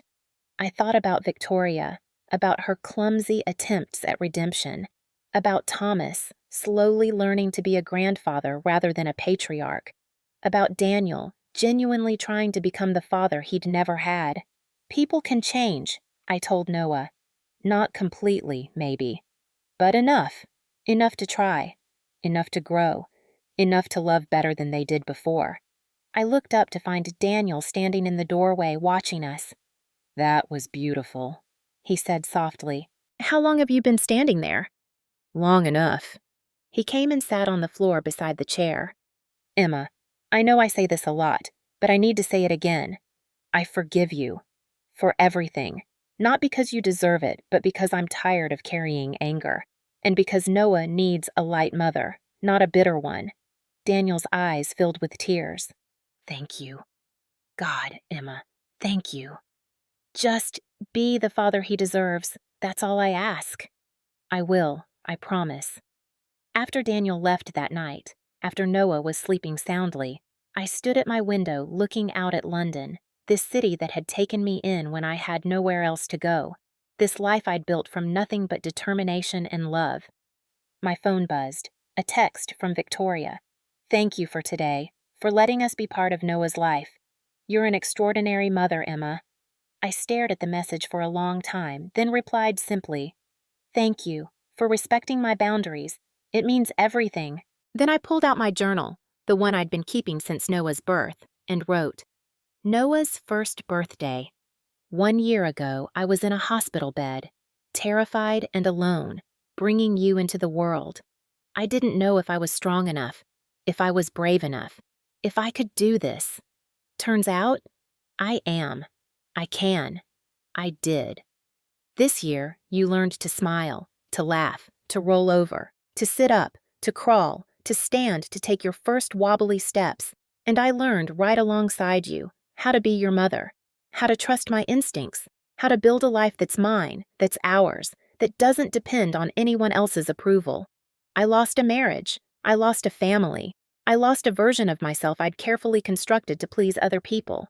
But in the ruins, I found something infinitely more valuable. My own voice, my own strength, my own worth. And you. I found you. Some prices are worth paying. And freedom, the real kind, the kind that comes from knowing who you are and refusing to apologize for it, is priceless. Happy first birthday, my love. Thank you for choosing me to be your mama. It's the greatest honor of my life. I closed the journal and looked at the clock. 11:47 p.m. In 13 minutes, Noah would officially be 1 year and 1 day old. The first year, the hardest year, was behind us. I went to his room and watched him sleep, this miracle child who'd arrived at the worst and best possible moment, who'd forced me to become someone I never knew I could be, who'd shown me that sometimes the things we think will break us are actually the things that make us whole. Tomorrow, I whispered, we start year 2, and I promise you, baby, it's going to be even better. Outside, London settled into its nighttime rhythm, sirens in the distance, the rumble of a late train, the whisper of wind through the plane trees. The city that had become our home. I climbed into bed, exhausted but content, and for the first time in as long as I could remember, I didn't worry about tomorrow. Didn't plan or strategize or brace myself for the next crisis. I just closed my eyes and slept the deep, dreamless sleep of someone who knows, finally, that they're exactly where they're supposed to be. The beach in Connecticut was exactly as I remembered it, wide and sandy, dotted with families enjoying the late August weather. But I was different. Noah was different. Everything was different. Mama, Mama, look! Noah, now 3 years old, ran toward me with a shell clutched in his chubby fist. His hair, Daniel's dark hair, was wild from the wind, his cheeks pink from sun and excitement. That's beautiful, baby. What kind is it? It's a, um, he looked at Daniel for help. A scallop shell, Daniel supplied, crouching beside him. See the ridges? See ridges, Mama? I took the shell, admired it appropriately, and added it to the bucket we'd been filling. Noah immediately ran off again, his little legs churning through the sand. He's got so much energy, Daniel said, settling onto the blanket beside me. Where does he get it? You, probably. I was a calm child. You were also an only child.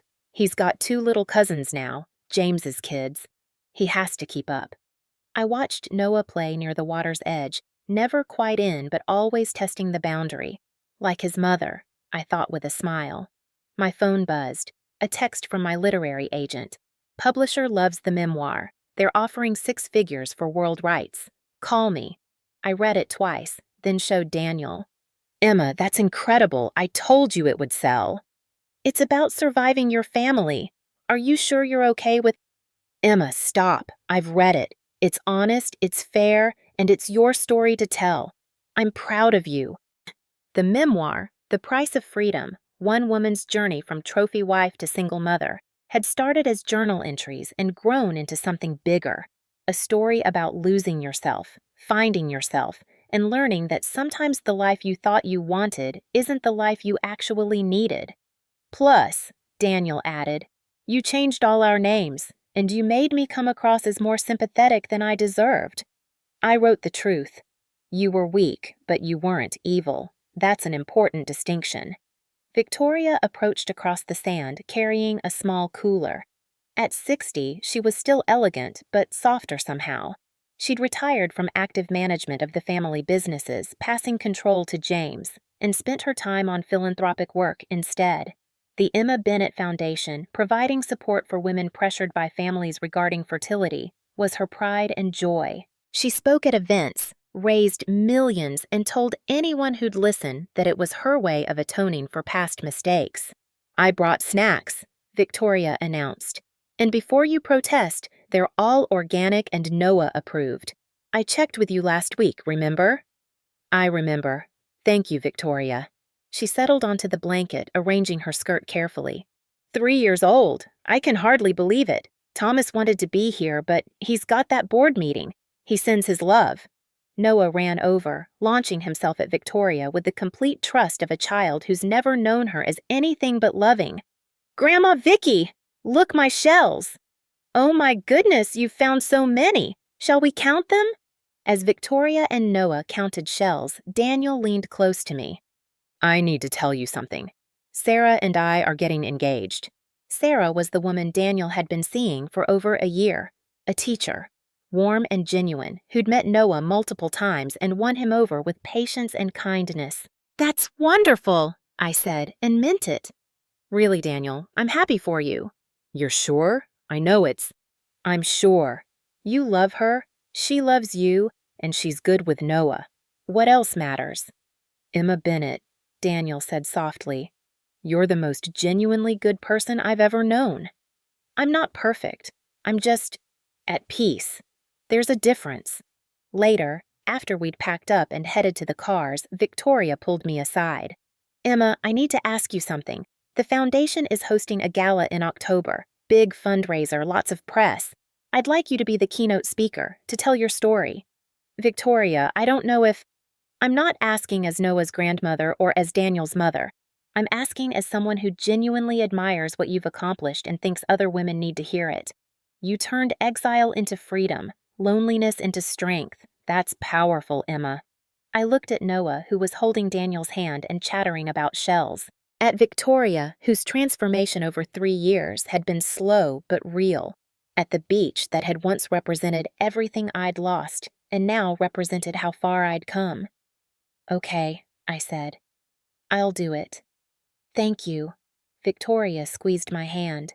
Thank you for so many things, but mostly, Thank you for teaching this stubborn old woman that control isn't love, and that letting go is sometimes the greatest gift you can give. That evening back in London, the flight home was smooth. Noah slept most of the way, exhausted from the beach day. I worked on my laptop, reviewing the memoir manuscript one final time before it went to print. The dedication page read, "For Noah, who taught me that sometimes you have to lose everything to discover what truly matters, and for every woman who's been told she's not enough. You are. You always were." As we descended into Heathrow, the lights of London spread below us like a promise. This city that had taken me in broken and helped me rebuild. This life I'd crafted from nothing but determination and love. "Mama?" Noah stirred awake, rubbing his eyes. "We home?" "Almost, baby. Almost home." "I like home," he said sleepily, snuggling against me. "Home is good." "Yeah, baby. Home is good." And it was. My little flat. We'd moved to a bigger one last year, but it was still modest by Ashford standards. My work, the memoir, freelance writing, speaking engagements. My friends, Becca still visited regularly. Natalie had become a genuine confidant. Catherine and I had dinner once a month.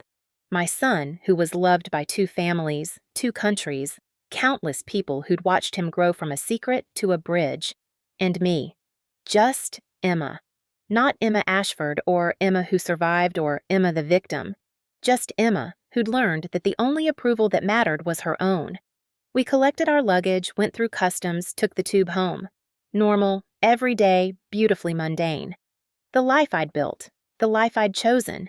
That night, after Noah was asleep, I stood at my window, the same window where I'd stood 3 years ago, newly arrived and terrified, and thought about journeys, about how the destination matters less than who you become getting there, about how sometimes the worst thing that happens to you is actually the catalyst for the best thing, about how freedom isn't the absence of difficulty, but the presence of choice. My phone lit up with a message from Daniel. "Thank you for today, for letting us be part of Noah's life, for being so gracious about Sarah, for everything." I typed back, "Thank you for trying, for growing, for being the father he deserves. It means everything." Then another message, this one from Victoria. "I'm proud of you, Emma, truly proud. That's not something I say often, but I mean it." I smiled, set the phone down, and pulled out my journal, still keeping it after all this time, and wrote, 3 years ago, I boarded a plane to London with 2 suitcases, a broken heart, and a secret I was terrified to acknowledge. I thought I was running away. Turns out, I was running toward something, toward myself, toward the life I was always meant to live. I've learned that courage isn't the absence of fear. It's doing the scary thing anyway. That strength isn't never breaking.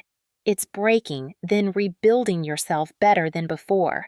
That love doesn't always look like you expect. Sometimes it's messy, complicated, requiring boundaries and forgiveness and constant negotiation. That family isn't always blood. Sometimes it's the people who show up when you're at your lowest and refuse to let you face it alone. That worth isn't something anyone can give you or take away. It's something you claim for yourself. I was paid $500,000 to disappear. At the time, it felt like the ultimate rejection, being assigned a price tag and told to go away. But here's what they didn't understand. You can't buy someone's absence when they're finally present in their own life. I didn't disappear. I emerged. And that is priceless. I closed the journal, turned off the light, and went to check on Noah one last time. He was sprawled across his toddler bed, one arm flung over his head, mouth slightly open, completely at peace. "Sleep well, my love," I whispered, kissing his forehead. "Tomorrow, we have adventures."